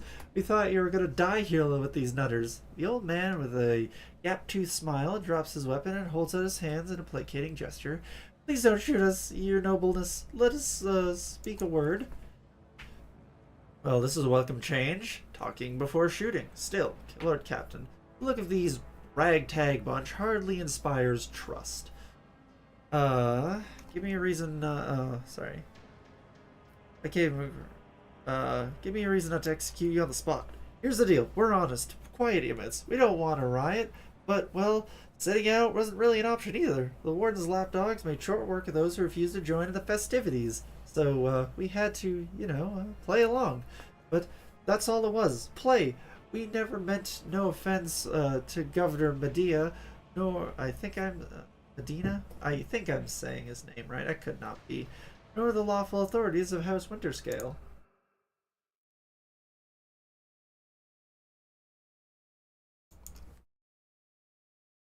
Wolf.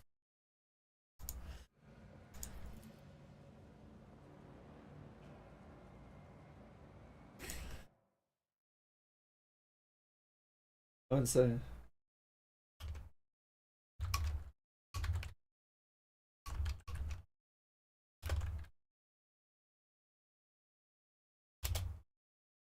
Alright. There's a chance, eh? We just want to wait until everything blows over and then go back to our cells and quietly do the rest of our time. Does the fact that this serf is presently confirmed and therefore has previously betrayed the trust of the Imperium's servants need to be vocalized? Or is it evident to the persons uninitiated in the sacred mysteries of logic? A repentant, honest heretic. How novel. Judging by Abelard's tone, the seneschal is utterly unimpressed by the old man's ingratiating monologue. The lowborn's speech is mottled with colors that conceal his true, darker hues. This old man has a long history of lies, and he's using his wiles on us well, but I see no foul corruption or ill intent in his words.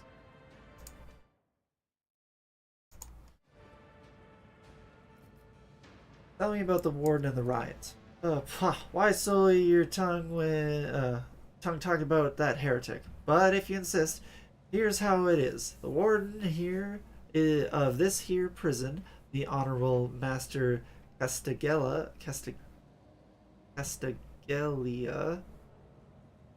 I'm so bad with names, was a crackpot from the start. The previous warden ran this thing's proper way. Prayer, 1 meal a day, work, punch in the choppers for the guards, work again.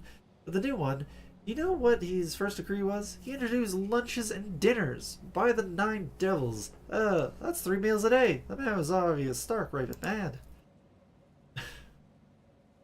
Things only went downhill from there. The guards quit it with the teeth punching. The warden forbade them. Instead, the overseers started counting which prisoners were digging up more things in the quarry or swinging their pickaxe harder or whatnot. And then, would you believe it, they put together a list of the best workers. And if someone on that list also showed good behavior, that's when they got promoted to an optimat. And that's the upper crust among us jailbirds.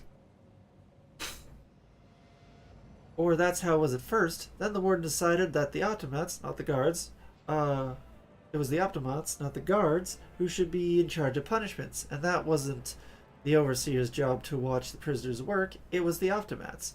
Well, let me tell you, that's when these goody two-shoes really started to shine. The guards weren't even in the same league as our dear fellows, the optimats. In the old days, maybe had 5 or 10 stiff kickings a week. And now, well, we were lucky if it was only 50. Jesus Christ. That wasn't even the end of it. Warden Castigelia moved out of his chambers and lived right in the quarry under the dome. And I think something in his new home really scrambled his brain. He began spouting the wildest things like the optimats are saints who will behold the truth. And he started taking them to the quarry. Not all of them returned. The ones who did, you didn't recognize them. More beasts than man they were, butchering people left and right, even guards and overseers. The warden himself had armed them. And that's the whole sob story. But I knew it from the moment he let us have dinners. Oh, this won't end well. Nods knowingly. The old codger's right. Whatever noble starts giving handouts to commoners, something always goes wrong. This is you're looking at yourself. I mean that with all due respect, your ladyship. No offense intended. I came across a void ship in the system belonging to your associates. They told me some interesting things about you and your planned escape. The man grunts, huffs, and makes up his mind. Well, now that's out of the bag. Our fellows were supposed to come and get us a long time ago, but they got tied up somewhere. Void Kraken's gullet got them. And in all this time, we had to wait. This happened. And in all this time we had to wait, this happened. Pardon me for trying to pull the synth wool over you. It's just we wanted nothing to do with this whole ward nonsense. So what now? Will you let us go? Sure, no problem. Today you tell us a little lie. Tomorrow you stick a torpedo in the side of our ship. From that ship of yours.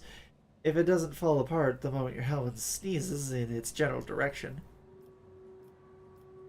If I spare you, what have I gained from it? Now, how can a lowly jailbird hope to thank your noble self? Or, oh, I have an inkling. You see us, here, we're, how should I put this, different from the rest of the prisoners in this place. There's, they're all petty thieves from Rykad Minoris, debtors, gutter snipes. There's no one they're no one serious, okay? Now we, your nobleness, are cut from a different cloth altogether. We are fortune seekers from the void.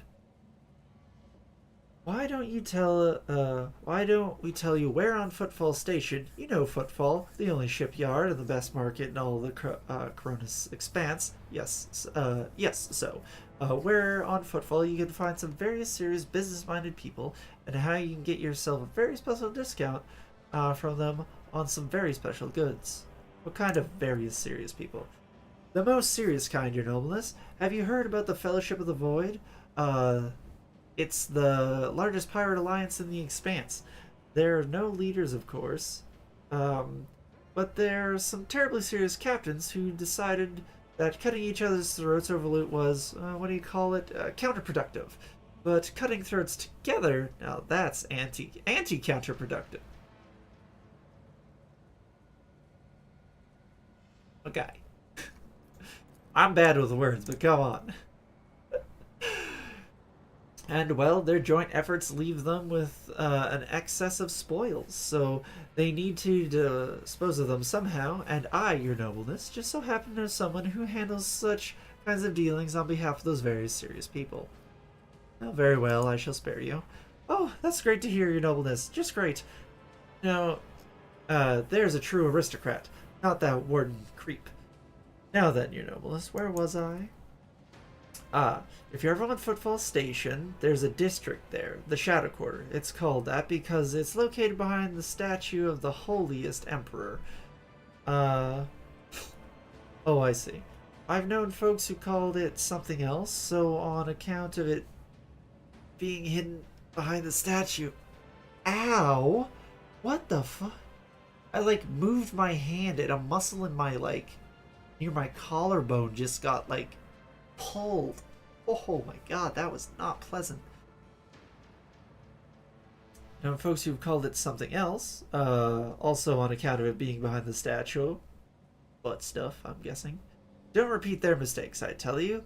Reverend Hieronymus wasted no time finding and burning them all. Okay, because it's probably after the Emperor in the fashion.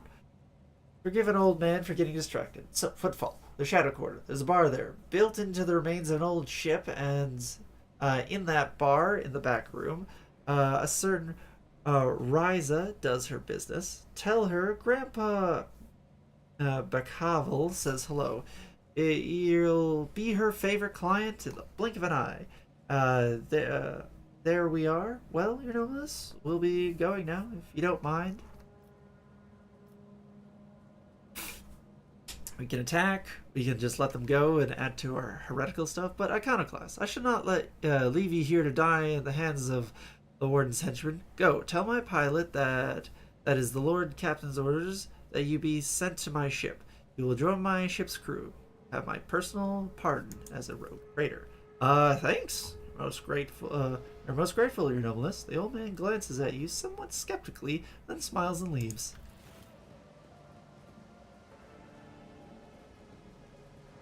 I'm sure that'll end well. I always have a backup plan. Fuck that door, apparently. Whew. What a peculiar thing. Oh, Faux Hammer is a dope pistol, I'm not gonna lie. Yeah, I'll collect all of that. Have a, say, divination, specifically. Cosine. Okay. Rise to the top, or get left in the dust. Operation successful.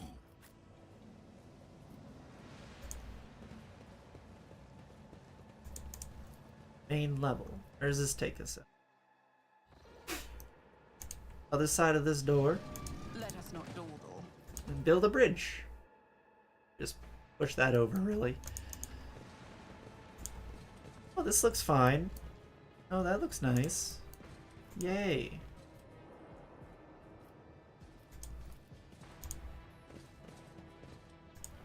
To the pit.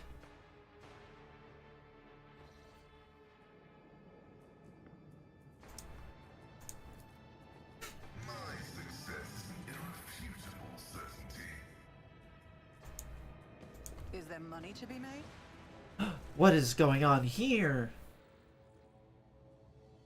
Warren Castigelia. I told you, Evie. Or Evie. They are hiding so much from us. Arrogant mentors, holy brothers and sisters. What have they ever given us? Nothing but a pile of fibs and useless,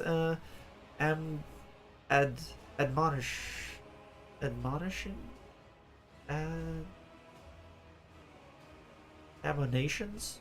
Voice of a man standing with his back to you sounds almost soft, heedless of everything but what is in front of him. He leans over a prisoner dressed in expensive clothing. But Aurora, she's different. She spoke with me like no one ever had before. She revealed the truth to me. And now I can reveal it to you, if you stop struggling for 1 minute. What? Man finally realizes he is not alone and turns to you. He is clutching a long, thin metal rod with blood dripping off it. We have guests from the Von Valencia ship, I would wager. Evie, my dear. You will have to wait. Do not faint, I beg you. It's important that you feel everything, including your other eye. Okay. Lauren's words are suddenly drowned out by a chorus of voices in your head. The entity that still dwells in the recesses of your mind rejoices in the cacophony of cries. This place, it holds great significance for the entity. In the frantic chanting of voices, you can almost make out the words that speak of an ancient grave, one that was opened, for it contained a priceless treasure, most coveted prize that was retrieved by the faithful after a centuries-long search. Such dreadful shades, Cassia recoils and covers her mouth. The colors of this place, they are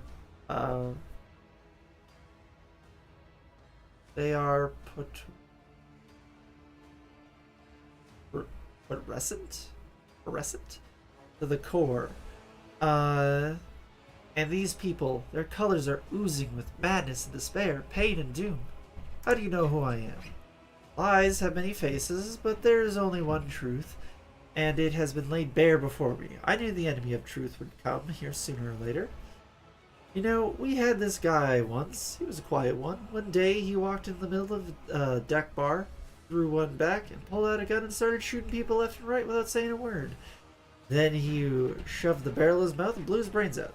Our warden here has the exact same look in his eye right now. Okay. Right. Who is that on the table? Oh, my sincerest apologies.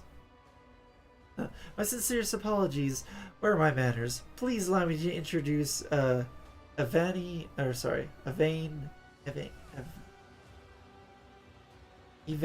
Winterscale. I forget how I was saying his name earlier. The young son of Caligos Winterscale. In the flesh, you know, he was so close to witnessing the truth right before you interrupted our little chat. How dare you, contemptible peasant! For every drop of noble blood you spilled, you will pay 100-fold more. Cassia turns to you for support with an expression that is equal parts indignant and frightened. Abelard shakes his head somberly. That poor fool. I knew nothing good would come of his naive attempt to negotiate with heretics. However, Evelyn appears to still be alive. If we make haste, we might yet save him. Have a scion of House Winterscale in our debt would certainly prove beneficial. Step away from the hostage at once. The warden sneers and glances at the maimed young man. Hostage? How rude! Young Winterscale is my guest and dearest friend. He came here himself to visit his old acquaintance and have a heartfelt talk, and I I am merely showing him some appropriate hospitality to commemorate our reunion.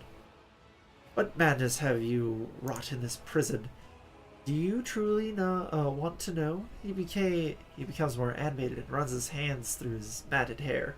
You note it has been some time since he last trimmed his nails. Oh Lord. This was my garden. Here I tried to grow the seedlings of a beautiful future. Beautiful future. Jesus. That was before I realized there was no future, not in the sense of ordinary people understanding.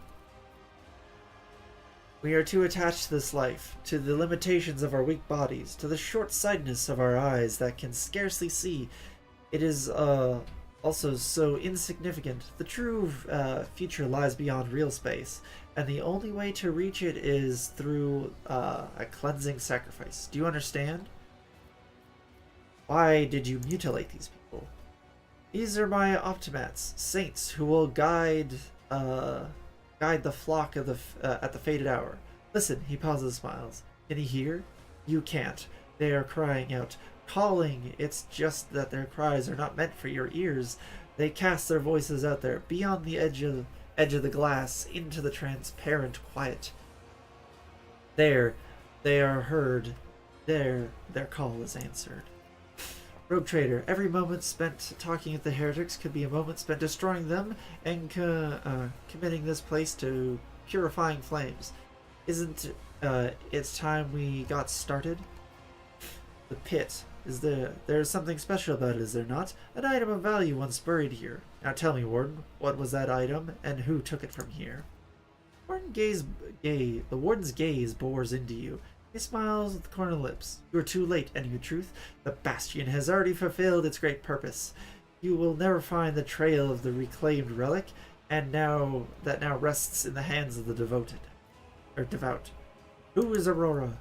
Oh, so you've managed to barge in here and interfere with the prophetess's designs without even knowing who she is.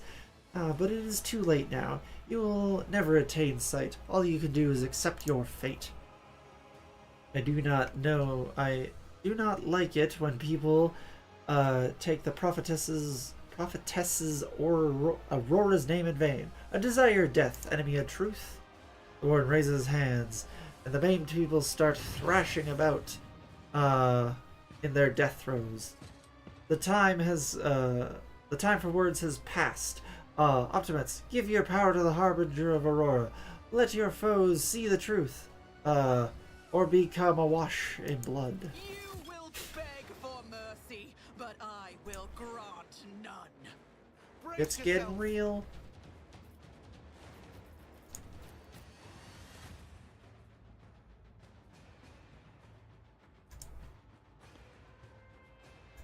There we go.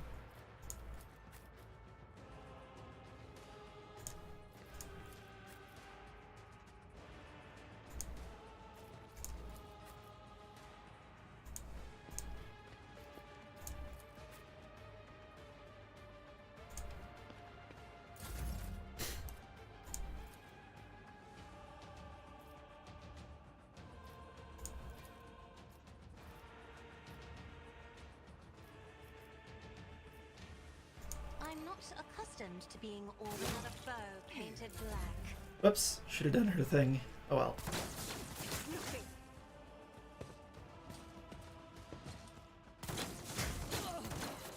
Oh yeah, we gotta destroy the unholy lenses as well.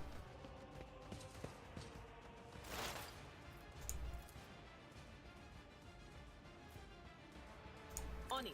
But a few less awoken prisoners isn't the worst either.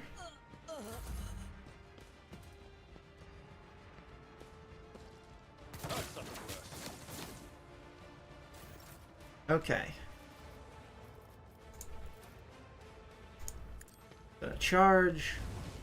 Reduced to dust.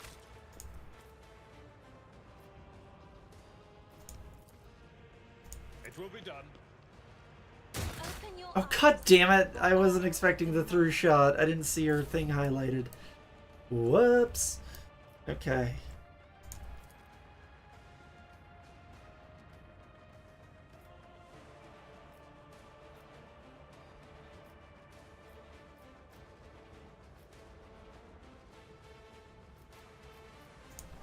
Emperor commands, I act.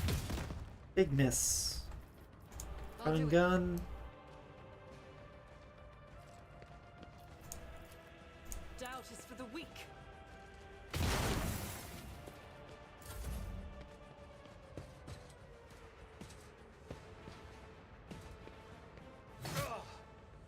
Pain and duty go hand in hand. I'll make it happen.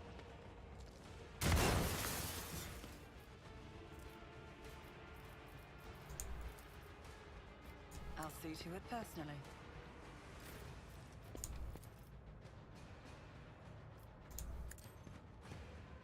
Try to die with grace. Less damage incoming there would be nice. And an ally next. There we go. Here's my perfect moment.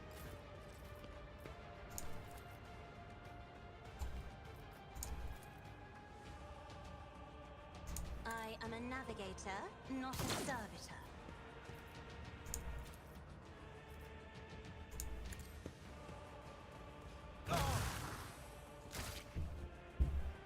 That guy is super dead. Do not dare ask.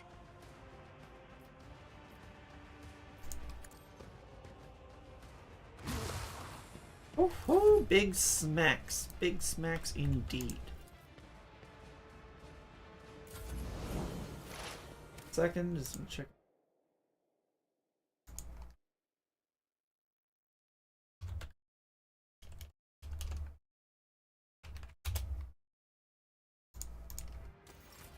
All right. Activate calculated fury algorithm. My competences are not that universal. I don't trust that I won't somehow hit Winter Scale.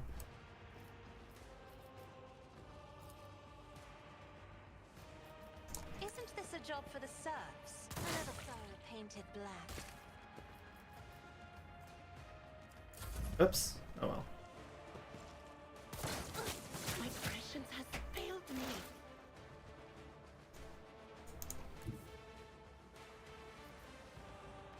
I know what is to come.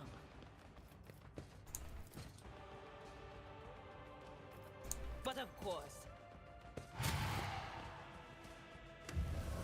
That, well, by him, he appears over there now. Completely healed.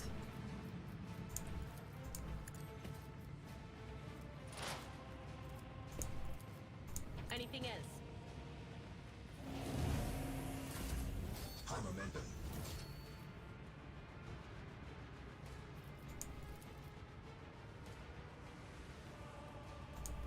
Follow my Oh, I should have given him full faux hammer. Oh well. victory is imminent. Someone else can do this. It will be done. Indeed.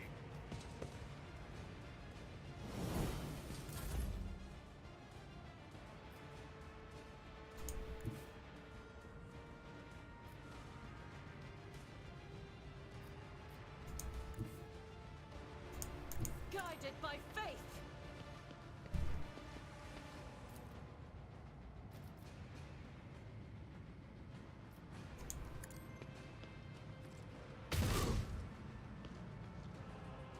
Can't run and gun just yet. Just a minor setback.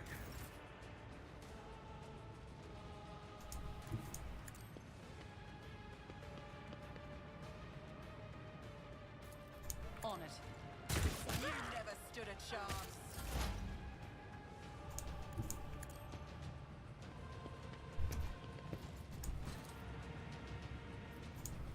My 70%. vow is to serve. Wow.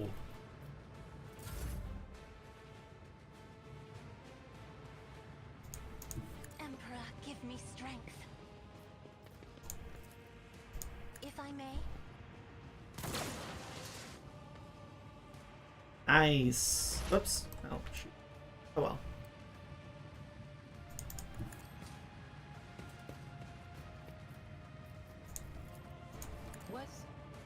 Was that you? Or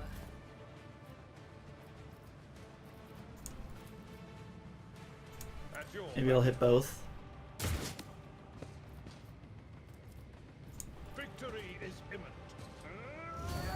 No. God Emperor, move through me. Be the fire in my heart.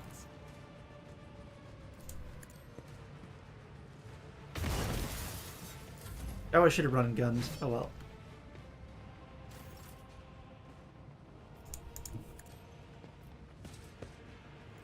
I'll see to it personally. Who, if not me? Faith without deeds is worthless. Hell yeah, that was 10.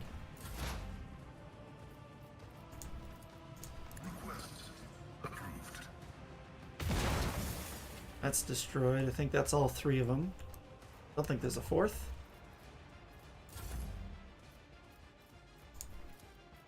Me. Okay, bye-bye. If you insist, you'll...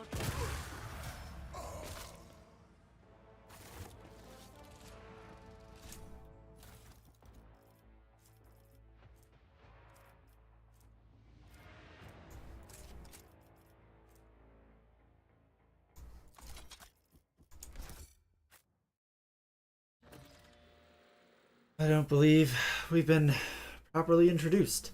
Blood is bubbling on the young man's lips, and his voice is barely audible. But even now he remains melodious and quite courteous. Avani Winterscale. Oh, I think that's a typo. Corvus. Or maybe no. Or Coronas. Greatly pleased to make your acquaintance. Maybe it isn't a typo. On the rare day that Lord Winterscale visited Iraq 5, the station was awash in a mist of warm hues.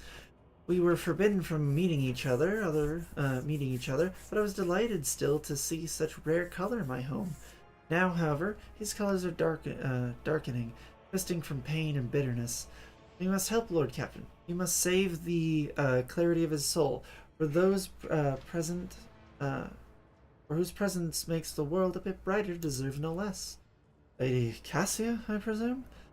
The sacred child of House of Celio. How disgraceful it is that on the day we finally meet, I, Evian, looks away in shame. I myself, not at my best. There is no disgrace in your predicament, Lord Winterscale. The Lord Captain and I have met under similar, dreadful, and tragic circumstances. What have they done to you? Ah, the warden, my friend. I tried to convince him to stop the riot. Diplomacy failed. Speaking is a struggle, but he continues stubbornly. Father hates diplomacy, which is why I had to try. Interesting. Bucking against his father in that way.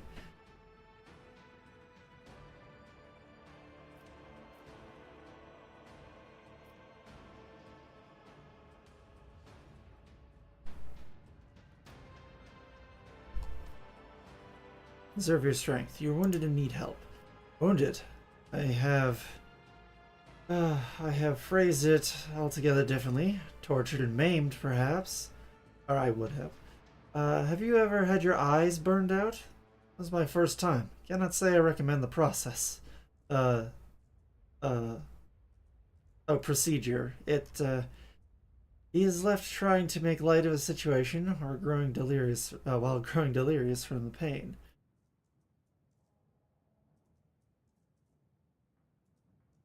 I must take my leave. I will see to it that assistance is provided to you and you are escorted from here. He nods, giving into oblivion.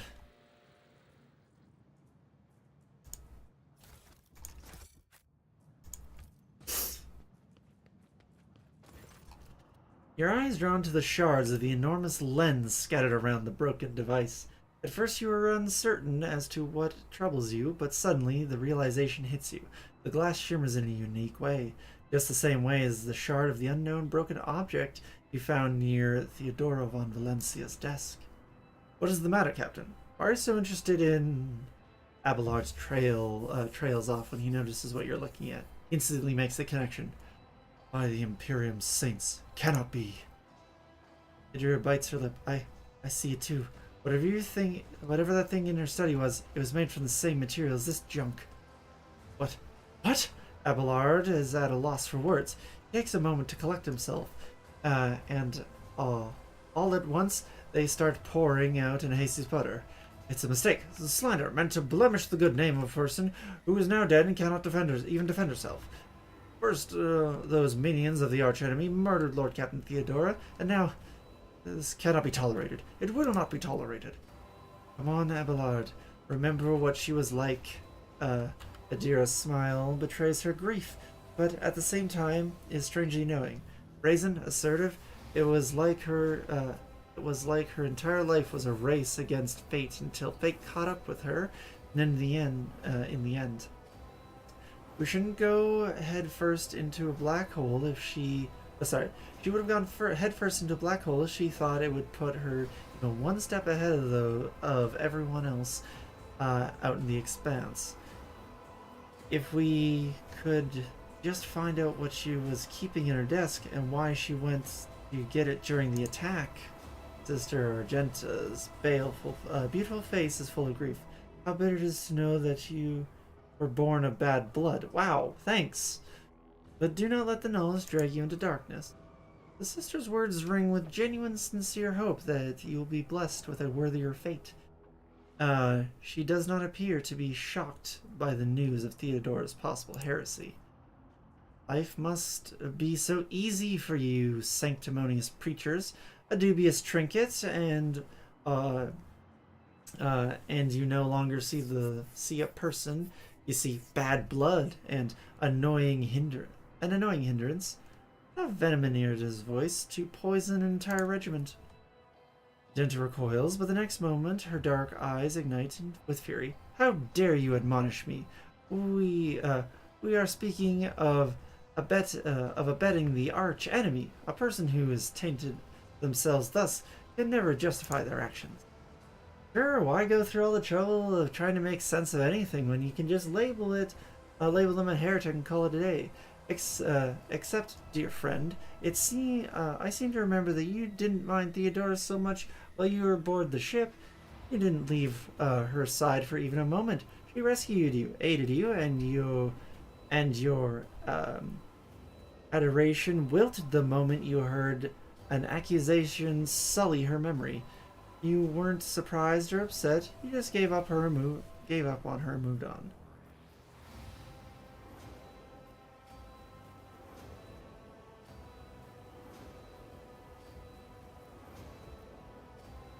Dira is right. It's too soon to cast accusations of heresy.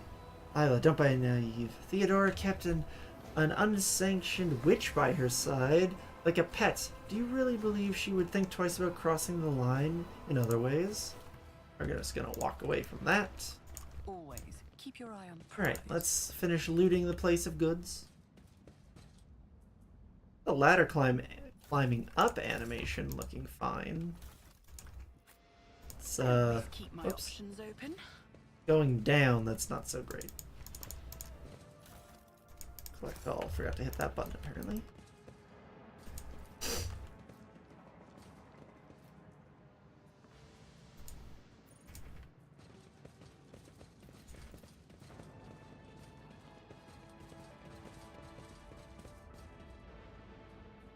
Oh, hey, it's the guy. Oh boy. That meat? Press place. That is an unpleasant look for sure. What's missing over here? Come on.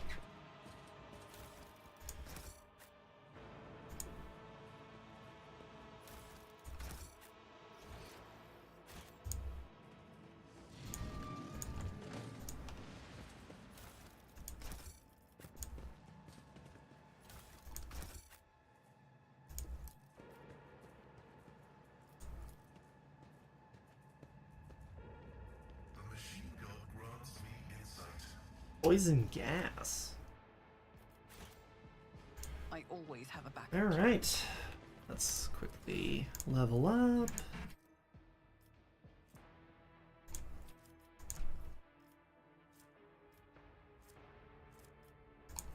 Leveling up my strength gets us to 40.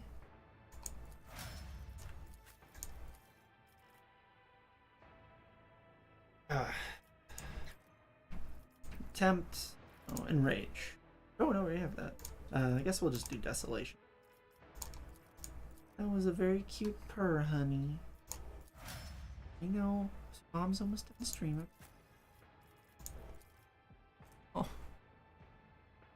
Almost done stream, honey. And then we'll snuggle for a bit. Promise.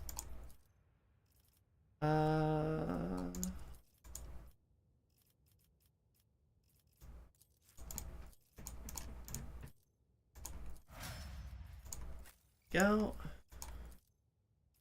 Rapid reload we've already got. Fire it up. Oh honey, I promise I'm almost done. Promise. Basically just gotta head back up to the ship and we're good. Promise.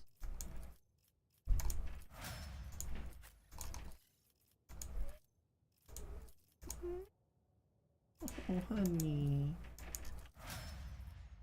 Alright.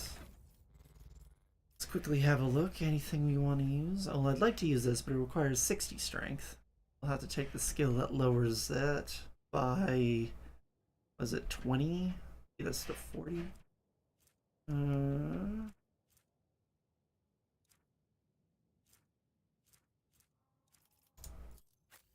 So he's currently got the dead shot one.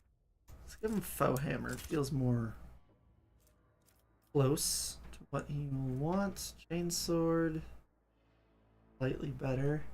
However, when I hit the sword inflicts the disturbed effect on target for 2 rounds. If the target of the attack is already suffering from the disturbed effect, the attack deals an additional wielder's weapon bonus times 2 damage to the target. So that's pretty good.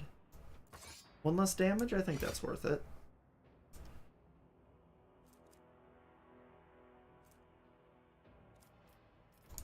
I'm gonna give him this cape. A little more useful in my thing.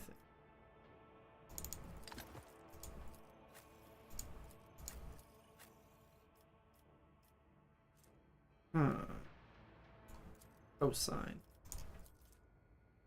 Or consine. Oh, that's... maybe that might actually be very, very useful. That lightning strike is real good, though.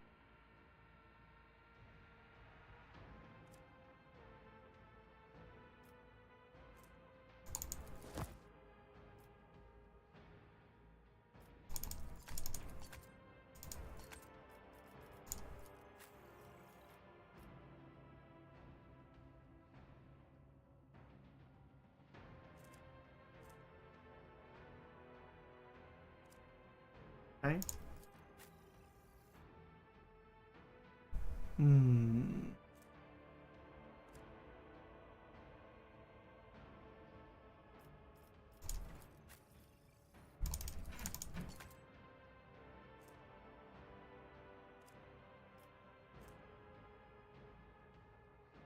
X has better low damage, but ours has better high. This is better high damage.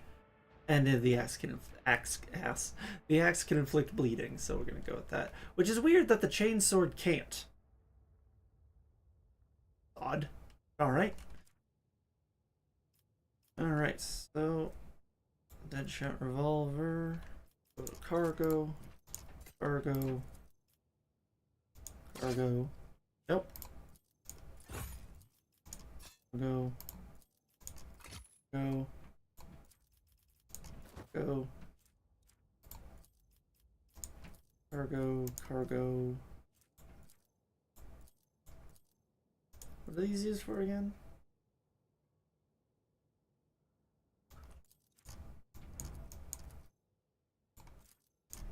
I'll add these to cargo because we already went through them. Well, alrighty then. Let's head up to the main level.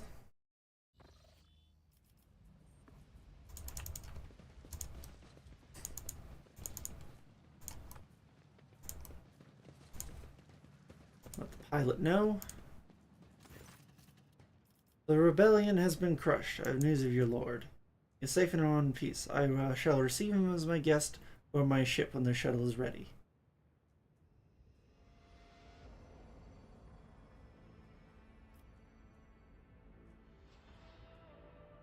Oh, sorry. He is alive but badly wounded. Help my people get him to my ship. Oh, sorry. I forgot to read this part. He anxiously pitches forward. Is Lord Winterscale alive? Is he all right? Oh, there's a glimmer of panic in the pilot's eyes, but she quickly pulls herself together. It will be done immediately. Thank you for letting me know, your ladyship. Let us not dawdle. Let us. Get him to our ship. Oh. Oh.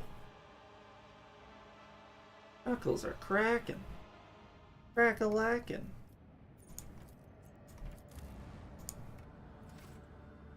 Head back to the bridge. Alright, last thing we'll do, just have a quick peek in with everyone, see how everyone's doing.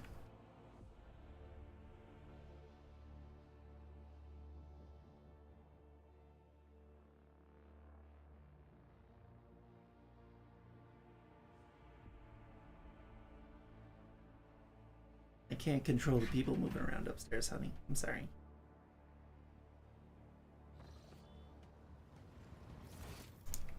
Oh, Pascal's gonna have a lot to talk about, so we won't talk with Pascal yet. We'll talk with him later. Greetings.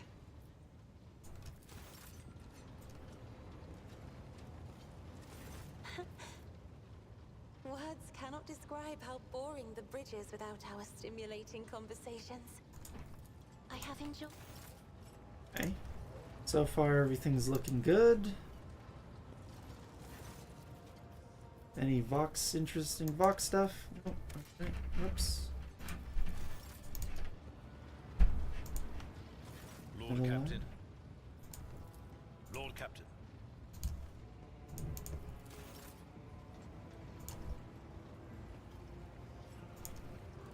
Factorum. We'll deal with the servitors later. Heard the name Fiery Reckoning? Have you ever heard the name Fiery Reckoning? From what I can tell, it's a void ship of some sort. Oh, let's just see, Lord Captain. How may we use this? Generous thinks for a moment, pursing his lips in concentration. Word are not immediately familiar to me, Your Ladyship. Please allow me a moment. He starts rapidly tapping on the screen of his data slate. I say, House von Valencius did indeed sign a contract with the owners of a vessel with the designation Fire Reckoning. There are transactions, records of the ship picking up cargo from Kiva Gamma. Well, that's odd. The data log ends there. Apparently the ship had some interaction with one of the workshops on our industrial world. I beg your pardon, Your Ladyship, but that is the extent of the assistance I can provide in regards to this particular matter. Alright, shipping of some goods. Let's talk with the Thunderfang. They've got 15 now. Just steal all of everything that's not nailed down. See if we can get up to reputation 2 with them. Oh yeah, that'll do. That'll do. So we can take an axe, Reaper Cloak, Binding Grenades. Alright, so we need a total of 20 if we want everything. Keep that in mind.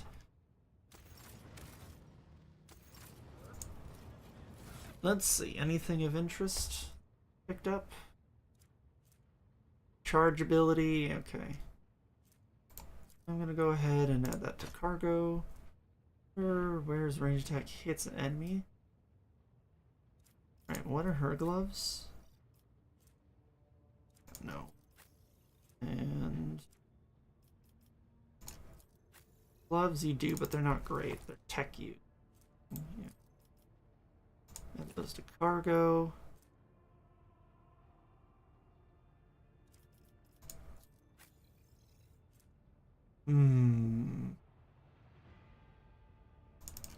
That's a better cloak for him. And Fargo.